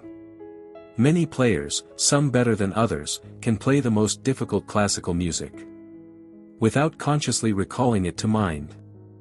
As soon as they try to remember, the whole piece leaves them, but as long as they leave the whole matter to the subconscious, which never forgets, they can keep on playing. I and my conscious mind are not doing much of the actual writing of this book. We think the thoughts and have something to do with the formation of the sentences, but the subconscious mind writes them down. If I had to think of each word and letter, my task would be hopeless, and I should become half dead with fatigue. The subconscious mind, however, is even more helpful, for it does the bulk of our thinking, and can be taught to do a great deal more. If we had to think everything out laboriously, according to the laws of logic, life would be unbearable. Instead of this, our subconscious mind does the bulk or our thinking, and, if we give it a chance, will do it in an extremely accurate manner, strictly according to the laws of logic and without the slightest fatigue. The more that we train the subconscious to do our ordinary thinking for us, the less we suffer from fatigue. Fatigue is unknown to the subconscious mind, therefore we can never tire it or overwork it. The subconscious mind can be made to do more and more work for us if we will delegate definite work for it to deal with. One who has learned thought control, who can take up a matter, consider it in all its bearings, and then dismiss the subject from his conscious thought, is able to increase his efficiency 100%, and reduce his mental fatigue almost to vanishing point. Instead of laboriously working out his problems and worrying and scheming over them, he simply dismisses them to his subconscious mind to be dealt with by a master mind which works unceasingly, with great rapidity, extreme accuracy, and entirely without effort. It is necessary, however, to give the subconscious every available information, for it possesses no inspiration or superhuman wisdom, but works out logically, according to the facts supplied to it. This great, natural, untiring mind downstairs, as it has been called, is also capable of doing even more useful work still.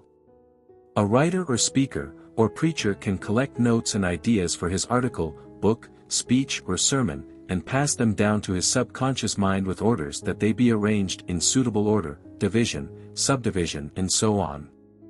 When he comes either to write or prepare the notes of his speech or sermon, he will find all the work done for him, and all that he has to do is to write it down, entirely without effort or fatigue. Again, a businessman who has learnt to make use of his subconscious mind in this way, need not juggle or worry or fatigue himself by planning and scheming for the future. All that he need do is to submit the facts to the greater mind downstairs, and all the planning will be done for him, entirely without effort, and far more efficiently than he would have done it through laborious conscious thinking. The following, which has just been brought to my notice, is a striking confirmation of the teaching of this chapter. In a recent issue of Collier's magazine, an interview with Henry Ford appeared. He spoke of the way with which big businessmen deal with problems, and pointed out that they did not spend a lot of time pondering and puzzling over plans or ideas. He said, "An idea comes to us, we think of it for a little while, and then we put it in the pot to boil. We let it simmer for a time, and then take it out." What Henry Ford means, of course, is precisely what we have been saying, viz., that the idea or problem is dismissed to the subconscious mind, which works it out, and presents it to the conscious mind for judgment. Yet again, an inventor or one who is constructing something mechanical, can make use of the subconscious mind in precisely the same way. Let him sum up the whole problem, arrange all his facts and available information, and pass them all to his subconscious mind, when, if a successful result is within the range of possibility, an answer or idea will be forthcoming. All this being done, mark you, without any effort whatever.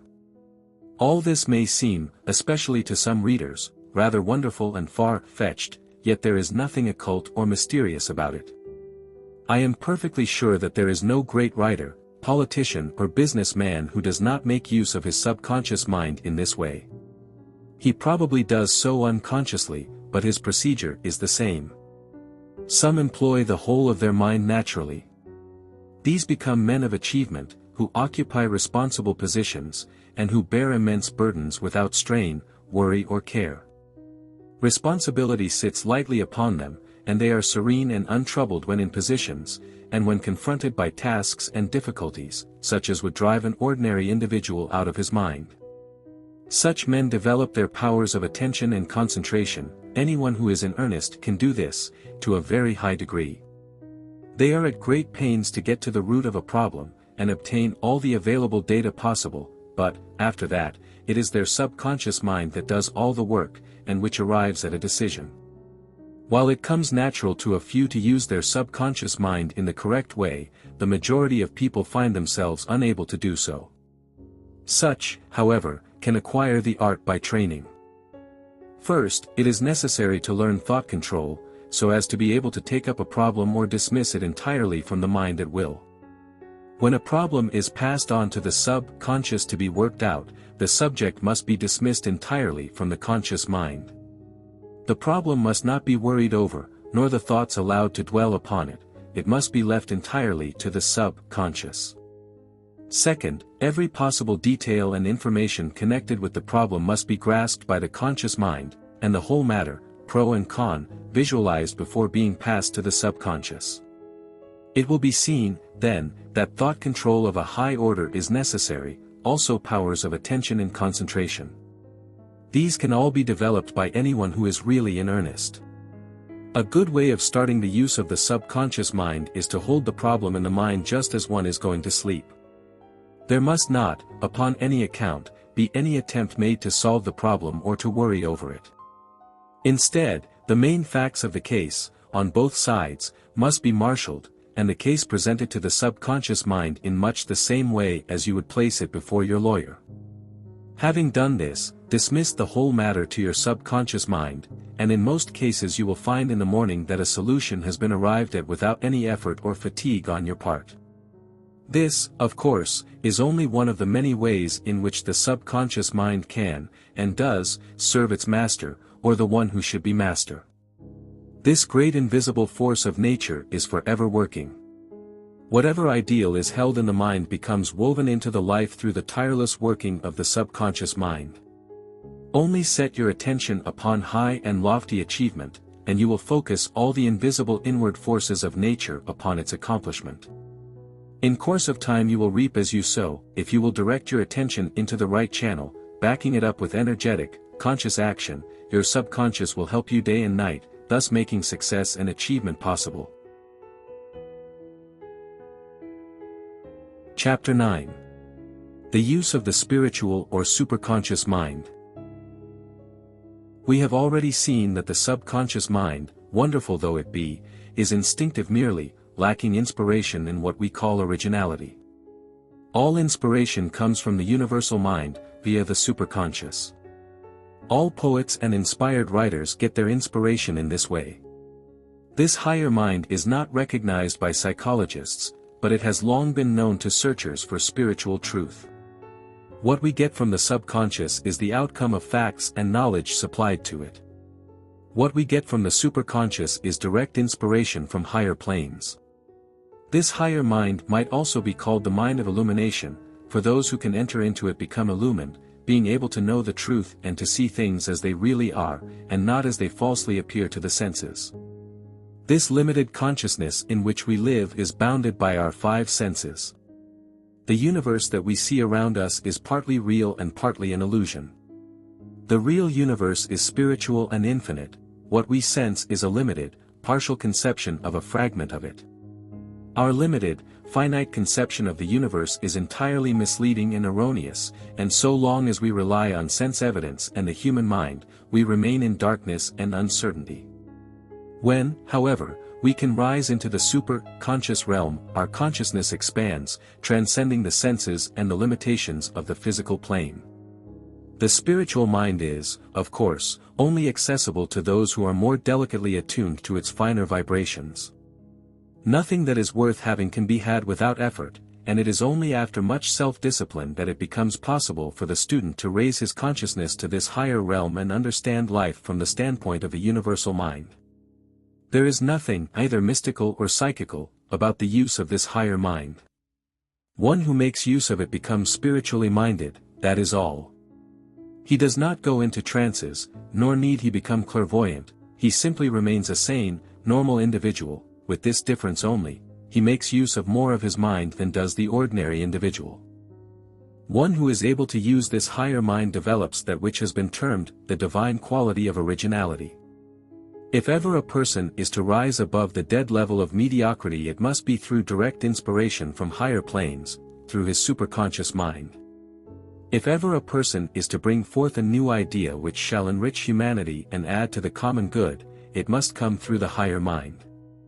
One who is properly attuned, becomes, through the superconscious mind, a recipient of knowledge that is above human, and wisdom that is divine.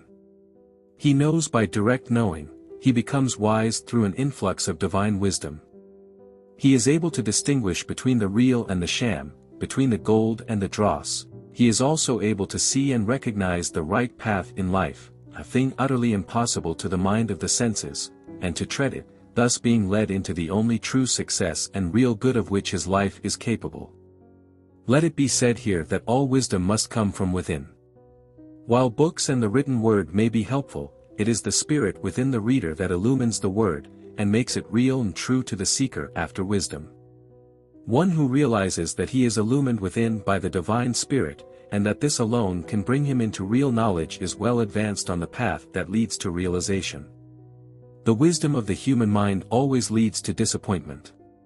It is based on the evidence of the senses, which is erroneous, therefore its findings must always be lacking in real wisdom. One who relies upon the inspiration of divine wisdom has often to decide to take a course of action which, apparently, is opposed to his best interests. Yet, if he follows the inward wisdom, he finds that he is always guided aright, and, later, has cause to be devoutly thankful that he followed the gleam. Chapter 10. Character Building and the Overcoming of Habit. Character building is the greatest object in life. It has been said that character is the only thing we can take with us when we depart this life. This is perfectly true, therefore the object of all religion, not religiousness, mental training and development should be the building of character. A religion that does not build up character is worthless. Those who think that they can flop through life, avoid, as far as possible, its discipline, make no effort to improve their character, and through believing in a certain creed can miraculously become perfect, simply by dying, are deceiving themselves. We do not become perfect, i.e., of a strong and perfect character, either by believing in a creed or through dying, but by attainment. God helps those who help themselves, and those people who will not strive after better things cut themselves off from all the glorious and wonderful possibilities of attainment. Before, however, thinking about such lofty things as entering the path of attainment, and becoming changed into, and modeled after the divine image, the average person may wish to know how to overcome bad habits and weaknesses of character which are keeping him down in life, and, possibly, undermining his health. Most people are conscious of some wrong habits that ought to be overcome, and weaknesses of character which should be eradicated. Possibly they have fought against their habits or weaknesses for years, prayed until they are tired of praying, made innumerable attempts at turning over a new leaf, yet all in vain, for they are as firmly in the toils as ever. Many people give up the struggle and endeavor to lead a sort of Jekyll and Hyde existence, being outwardly a Christian or righteous person, but inwardly something quite different. Yet they find no satisfaction in this dual life, for they know that they are drifting towards an abyss. Yet there is a way of escape that is open to all. The Infinite One has provided man with powers that are apparently unlimited, powers which can be used either to build up the life and character or to destroy them. These powers are those of the subconscious mind. This mind is a reservoir of unlimited, tireless forces, and becomes, if we use it aright, our best friend, or, if we misuse it, our worst enemy. Every time a bad action is indulged in, wonderful changes take place in the nervous system, and energy becomes stored up in certain cells, so as to make it easier to do the wrong act on a future occasion. It is equally true that every time a good action is done, similar changes, but in a reverse direction, take place, that make the doing of the same action easier in the future. This explains the tremendous power of habit. Our body, brain and nervous system become changed, either for the worse or the better, according to the type of action indulged in. We do not yet fully realize what a wonderful adventure life is. We are entrusted with tremendous powers, and by their use or misuse we can either destroy ourselves or build up our character in every possible direction. What a responsibility, yet what a glorious opportunity. In order, however, to find a way of escape from evil habit and weaknesses of character, we must go deeper than actual deeds, for actions are effects of hidden causes. The cause of all action is thought. A thought, someone has said, is an action in the process of being born. It is true that we possess primitive desires and impulses, but these can be transmuted into noble actions and high achievement simply by directing the thoughts and attention to higher and better things. For instance, the powers of sex become transmuted into brain power if the thoughts and attention are completely transferred from sex to intellectual pursuits. If, however, the thoughts are allowed to dwell upon sex or passion, then the kingdom becomes divided against itself, and man begins to drift towards the abyss. The strain of modern life is filling our asylums, yet there are those who can work 15 or even 18 hours a day and thrive on it, although engaged in severely trying brain work. These have learned to transmute their lower powers into higher. This is not done by means of esoteric or occult practices, but by obeying the divine injunction to set our affections on things above. In other words, to keep our thoughts and attention fixed upon higher and better aims, ambitions and pursuits. It is impossible to overcome bad habits by fighting them, for the more we fight them the stronger they become. The injunction to resist not evil is very applicable to habit. The way of escape is not by fighting evil or wrong habit, no matter what its character may be, but by concentrating upon building a good habit that shall cut the ground from under the feet of the bad one, or by turning the attention to higher and better things. Whatever we fix our attention upon, or whatever it is that we idealize, our subconscious mind endeavors to actualize and make real in our life. By fighting a habit we direct subconscious attention to it, and this is fatal. If, however, we turn our whole attention to something entirely different and which is higher and better, all the powers of the subconscious are directed towards the production, in the life and body, of the new object of attention. We see, therefore, that we do not have to overcome habit. If we did, our task would be hopeless, for the human will is helpless before the power of the subconscious mind.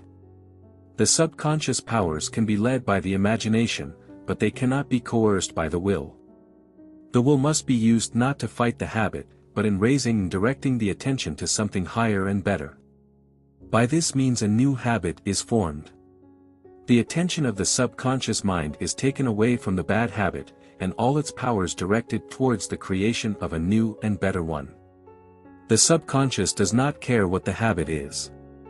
It is indifferent as to whether it is good or bad. It is just as willing to produce a good habit as a bad one. We, each of us, therefore, hold our fate in our own hands. We can, by controlling our thoughts and imagination and by directing our attention to better things, focus all the powers of the subconscious on the building up of good habits, or, on the other hand, we can, by allowing our thoughts and mental pictures to dwell upon undesirable things and our attention to be directed to low or weak ideals, fall into undesirable habits. The power that produces the habits is the same in each case. It is the way in which this power is directed that is the vital and essential thing. It is very necessary to point out that right thinking and correct use of the imagination must be accompanied by corresponding right action. Many people make use of autosuggestion and expect it to destroy their bad habits and build up better ones, but it never will, or can do so, unaided. Autosuggestion is useless if it is not followed by constructive action. Young people should expend their energies in physical culture and games. Older people should interest themselves in hobbies and intellectual pursuits. It is only advanced students who can control their thoughts so that they can govern their life forces by mental means. Those less advanced, when attacked by evil or weak thoughts, must get up and do something quite different, and thus get their minds off the forbidden subject and interested in a new object of attention. It is a case of directing the desires and life forces into different channels, by controlling the thoughts and attention. Here is seen the value of true religion, for it brings fresh ideals into the life and directs the attention to higher and better things. The writer realizes that a change must take place in the heart of the individual before he can desire these better things. When, however, this change has taken place, the battle has only just begun, for each one has to work out his own salvation. At first, then, most people will find it necessary to do something in order to attract their attention and guide their thoughts to something quite different from the forbidden subject. Later on, however, when they become more advanced in the science of right thinking, they will be able to direct their thoughts into any desired direction. This necessitates constant vigilance. Each thought has to be carefully scrutinized before being allowed to pass the threshold of the mind. By reversing every negative or unworthy or ignoble thought into its opposite, a change is wrought in the brain and nervous system. The cells formerly used for wrong thinking and for the production of wrong action go out of use as new cells are brought into use for the production of right action. This stage leads to one higher still, when it becomes a settled habit to reverse bad thoughts into good ones and perform right actions instead of bad or weak ones. The power of the subconscious mind, which at one time seemed so evil, produces right action more or less automatically. When once the habit of cleaning the teeth is established, there is experienced an uncomfortable feeling until they have been attended to. When once a dirty person has learned to wash himself thoroughly and keep himself decent, he will feel uncomfortable if he gets dirty. The same rule applies in the more important things and habits of life.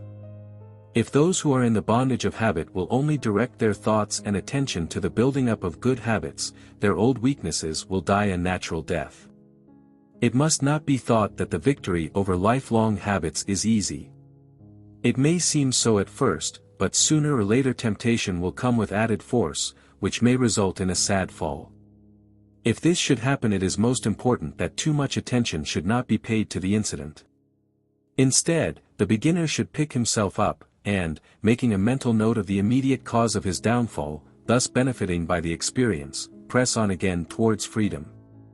It is most helpful to realize that not only is the subconscious mind willing to be guided aright, if we will only persevere long enough, until persevering itself becomes a habit, but that we also have behind us all the spiritual powers of God. The Infinite One sees to it that the odds are not overwhelmingly against us. Our difficulties are not insuperable, although they may appear to be so. We can always win through if we faint not. Heaven looks on with sympathetic interest and rejoices with the struggler when he succeeds, and mourns with him when he fails. The struggle is a stiff one, for it is only by this that the seeker after God can become strong in character, but the victory can always be won. When the situation appears hopeless, let the struggling one remember that there is a way of escape somewhere, and that God, who is his freedom and deliverer, will reveal it to him if he faints not. If all who seek deliverance will realize that the power of the Infinite is on their side, and that they are bound to become victors if they will only keep on, they must succeed. And what a joy is theirs! There is no happiness quite like that which comes to one who has fought the good fight and overcome habit and weaknesses of character. May every reader experience this supreme joy of overcoming. Chapter 11. Happiness and Joy. Deep down in every heart is an unquenchable desire for happiness.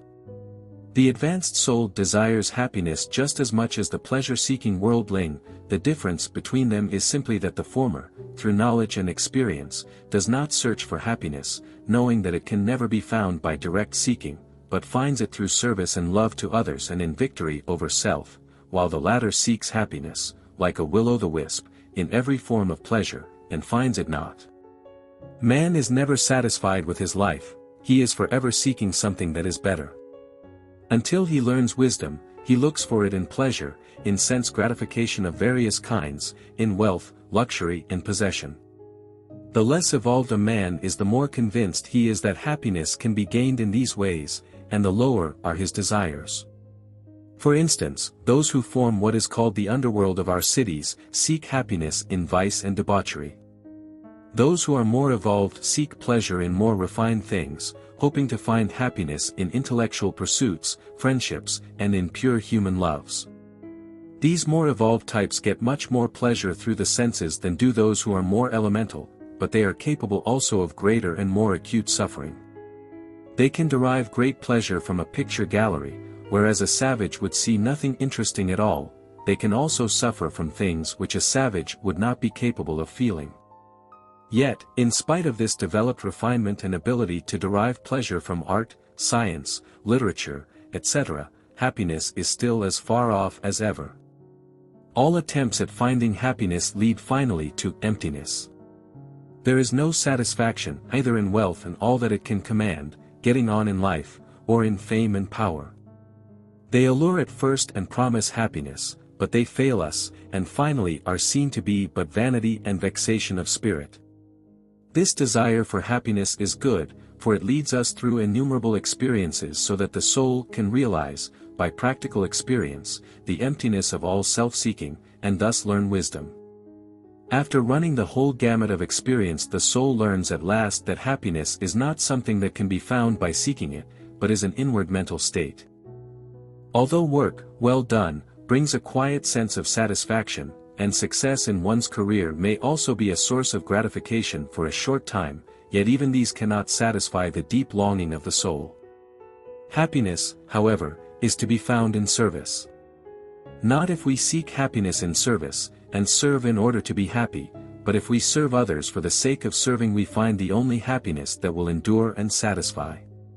One has only to observe the lives of those who are always selfishly seeking and grabbing, who are hard in their dealings, and always looking after number one, in order to see how impossible it is for self-seekers to be happy. It does not matter whether they acquire riches or remain poor, they are equally unhappy. In contrast to this, you have only to go out of your way to do a kind and perfectly disinterested action and experience the glow of sheer happiness that it brings, in order to realize that you are dealing with a law of life that is as sure and unalterable as the law of gravitation. There must be a purpose in life, and this must have for its object the betterment of the lives of others, either few or many. The law of service must be obeyed, otherwise there can be no happiness. This may fill some readers with dismay, for they may be employed in an occupation that apparently does no good to anybody. They may feel that if they were engaged in some noble enterprise for the uplift of humanity, then they could truly serve, but in their present occupation this is impossible. To think thus is very natural, yet the truth is we can all obey the law of service, and can begin now, in our present occupation, no matter what it may be. We have only to do our daily work, not as a task which must be got through, in order to bring us a living, or because it is expected of us that we should work, but as an offering of love to life and the world, in order to come into harmony with the great law of service. Our ideas of values with regard to occupations are altogether erroneous, from the inner wisdom point of view. The scrubbing of a doorstep, if faithfully done in a true spirit of service, is of as much value and real importance as the writing of a deathless poem, or dying for one's country. We can never truthfully say that one act of service is of greater value, or is more important than another.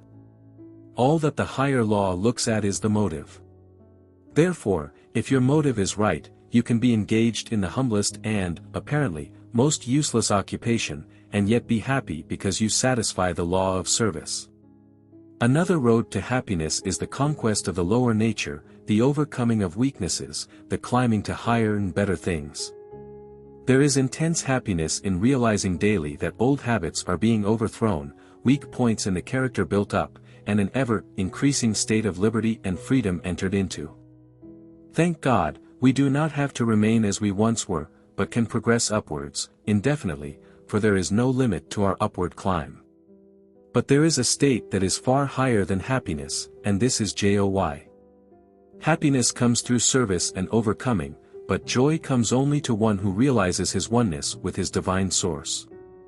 The reality is ineffable joy.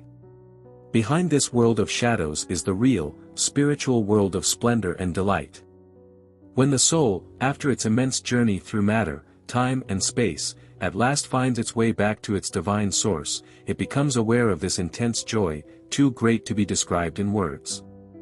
It not only realizes that the reality is joy, and the universe filled, not with groans or sighing, but with the sweet, quiet laughter of freed souls.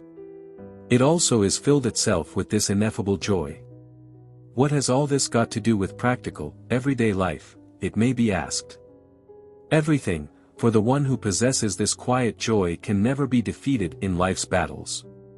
He has something within him that can never be quenched and which will lead him from victory to victory.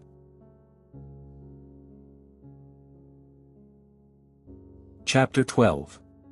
The Use and Misuse of Mental and Spiritual Powers. The average individual knows nothing of mental forces, and, although he may suffer from the effects of unconscious wrong thinking, yet he is in no danger of making deliberate misuse of the inner powers. One, however, who has learned how to use these interior forces must be very careful to use them aright, or he will find that the invisible powers of mind and spirit are far more powerful and destructive than dynamite. It is not meant by this that he can blow himself up thereby, but it does mean that he can injure himself, not only in this life, but for ages to come, and, in addition, seriously retard his spiritual evolution. All use of the mind to coerce other people or to influence them by means of suggestion, not for their benefit, but for your advantage, is highly destructive, not to them actually, but to you. On the face of it, it looks an easy road to success and prosperity, but, actually, it leads to failure and poverty. The misuse of the mental powers in this way is really a form of black magic, and the fate of all black magicians is very terrible. Even the use of the mind to coerce other people for their good is not desirable. It never does any real good, although it may seem beneficial for a time, and its use, therefore, is to be deprecated. Healing, so-called, by hetero-suggestion, is not permanent, for as soon as the healer ceases to pump suggestion into the patient, the latter begins to relapse into his former state. Far better results accrue if the patient is taught to use auto or self-suggestion for himself. It is seen, then, that the use of the mind to influence others is distinctly harmful if it is used selfishly, and of no real use if used unselfishly. Hypnotism is harmful, no matter which way it is used, and is also detrimental to the patient. Because of this, some of our more thoughtful neurologists have given up its use. We have no right to endeavor to influence other people by the use of our inner forces, even if our object is their good. Each soul has the right to live its life in its own way, and choose for itself either good or evil. That is the object of life, so that each evolving soul should learn wisdom through the lessons learnt as a result of its own mistakes. Far worse is it if others are coerced, not in order to help them, but to defraud them or to make them buy goods they do not require, or sign agreements they would not otherwise put their name to. One who misuses his mental and spiritual powers literally smashes his life up. He works against the laws of life and the universe, and encompasses his own ruin. There is, however, a far more subtle way of misusing the mental and spiritual forces than by coercion, mind domination and hetero-suggestion. This method is equally destructive, and if persisted in builds up a painful future. With this method other people are not influenced or dominated, but the finer forces of nature are coerced by the human will. Mental demands are made on the invisible substance from which, we are told, all things are made, and wealth is compelled to appear. In addition to this, sickness, so it is claimed, is banished, and the invisible forces of life are compelled to operate in such a way as to make life's pathway a bed of roses, without thorns, so that life becomes shorn of all its discipline and experience. Its devotees enter the silence, and there visualize exactly what they think they want, and compel it to appear, in material form, by the strength of their desire or through the exercise of their will. Some followers of this cult may be able to make an apparent success of it, but I have never yet met any. If they do, however, they will live to regret it, for they are merely practitioners of black magic. Their efforts are of the same nature as sorcery. All such methods build up a heavy debt of future suffering, and seriously hinder the soul in its evolutionary journey. Entering the silence is a good thing.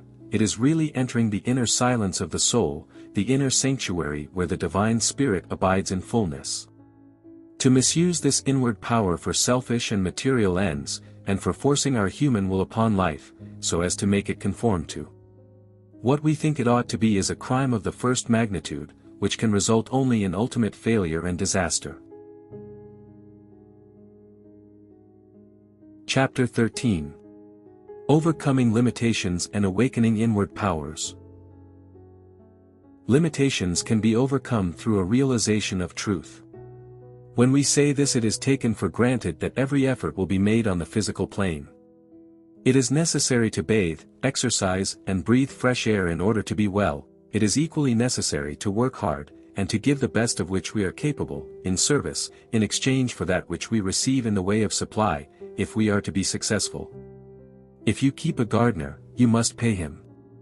The money that you pay him is part of what you have earned by the sweat of your brain.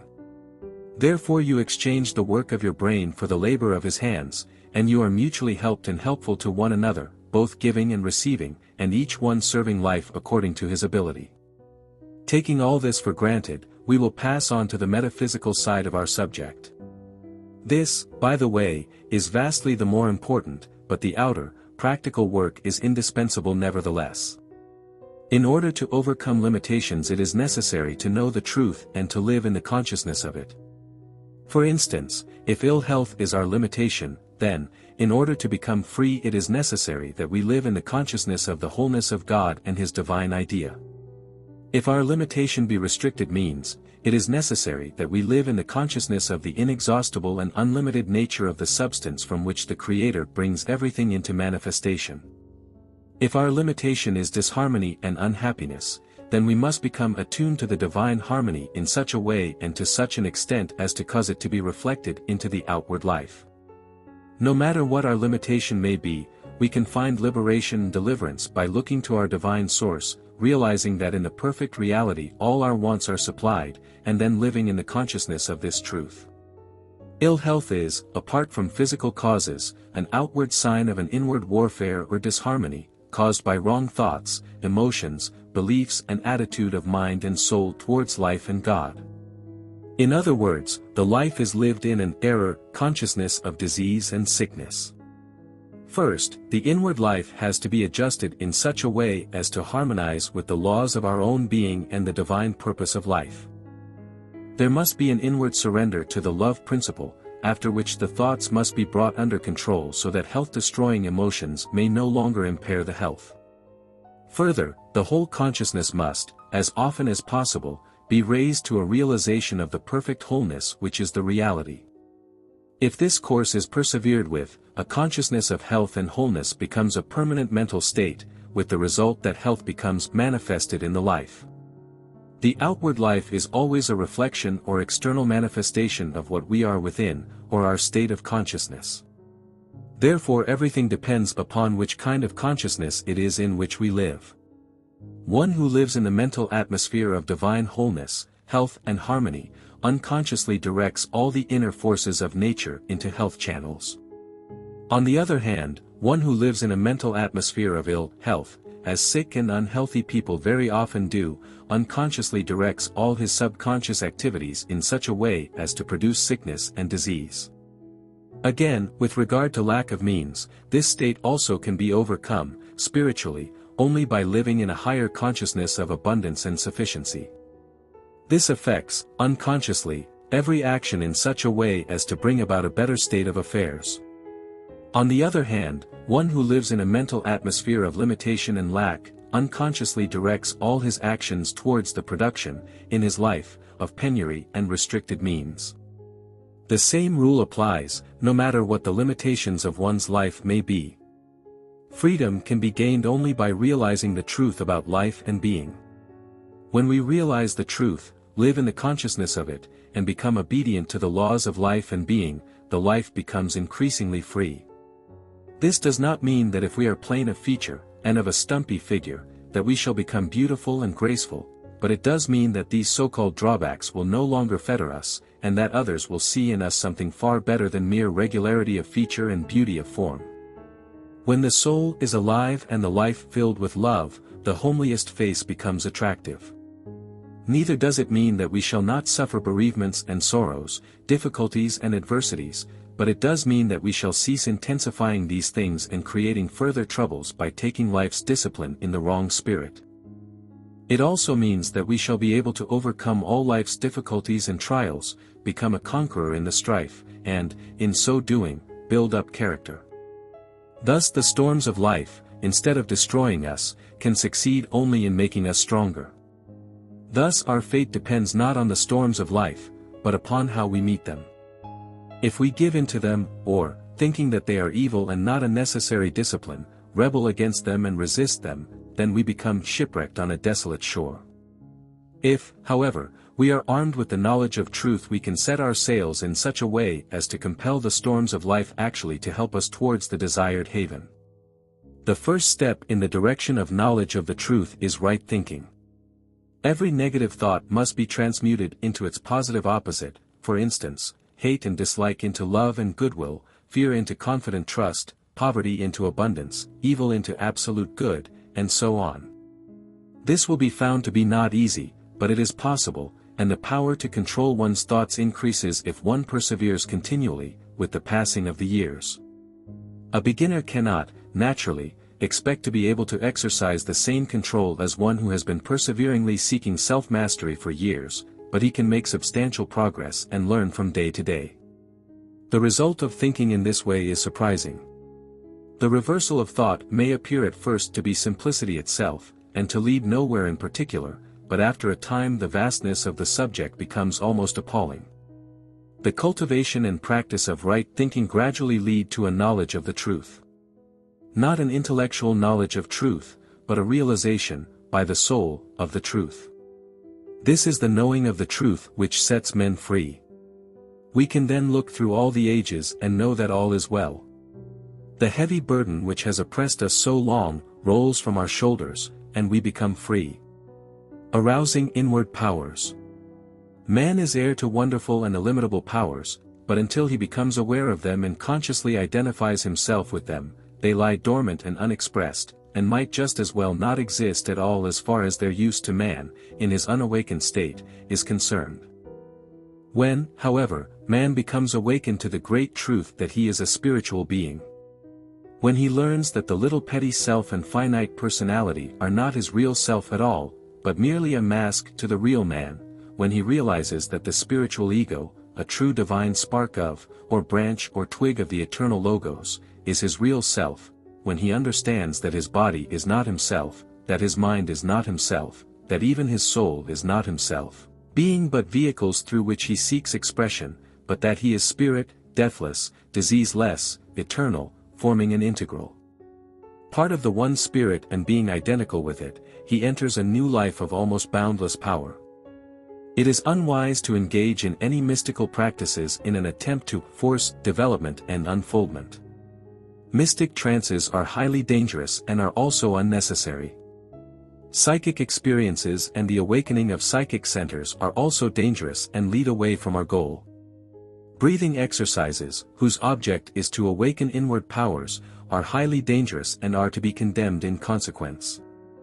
The cultivation of negative passivity, such as inhibiting all thought and making oneself quite passive and open to any influence, is also highly dangerous and should be strictly avoided. In place of all these unwise practices, a short time should be set aside each night and also morning, if possible, for getting into touch with reality. You should then endeavor to realize that the body, mind and soul are but vehicles of expression, mere servants of the true self or ego. This will bring about in time, a consciousness of identity with the one eternal Spirit. What Jesus called, our Father in heaven. One might proceed after this fashion. My body is not myself, but is merely something that enables me to live this material life and gain experience. My mind is not myself, but merely an instrument which I use and which obeys my will. My soul is not myself, but merely a garment of my spirit. My will is not myself, but is something of which I, the true self, make use. And so on. By this means you gradually approach the great truth which cannot be put into words and which can only become yours through realization or inward spiritual understanding. In addition, one can use a positive statement of truth, reverently, but with full confidence, such as, I am a branch in the true vine. In course of time you will become possessed of a feeling of tremendous and unlimited power and security. This is a great responsibility, for this power must be used only in service and not for selfish purposes. If it is used for the acquisition of wealth and the gaining of temporal power, great disaster will be the inevitable result. Yet, if used aright, it is bound to have a great, though unconscious, influence for good on the life, and for this you are not responsible. Constantly endeavor to serve and bless others, then, because you do not seek them, crowds of blessings will come into your life unbidden, great happiness being one of the chief. Having found the kingdom of heaven, it will be your experience that all needed good will be added unto you. This power may also be used to strengthen character, to overcome in the conflicts of the soul, and to build up the spiritual body which will be our vehicle of expression in higher realms. The end of Within You is the Power. By Henry Thomas Hamblin. Thank you for watching. Kindly subscribe to our channel for more self-help and inspirational audiobooks. Please share this book with friends and family and tell us what lessons you have learnt in the comments section below.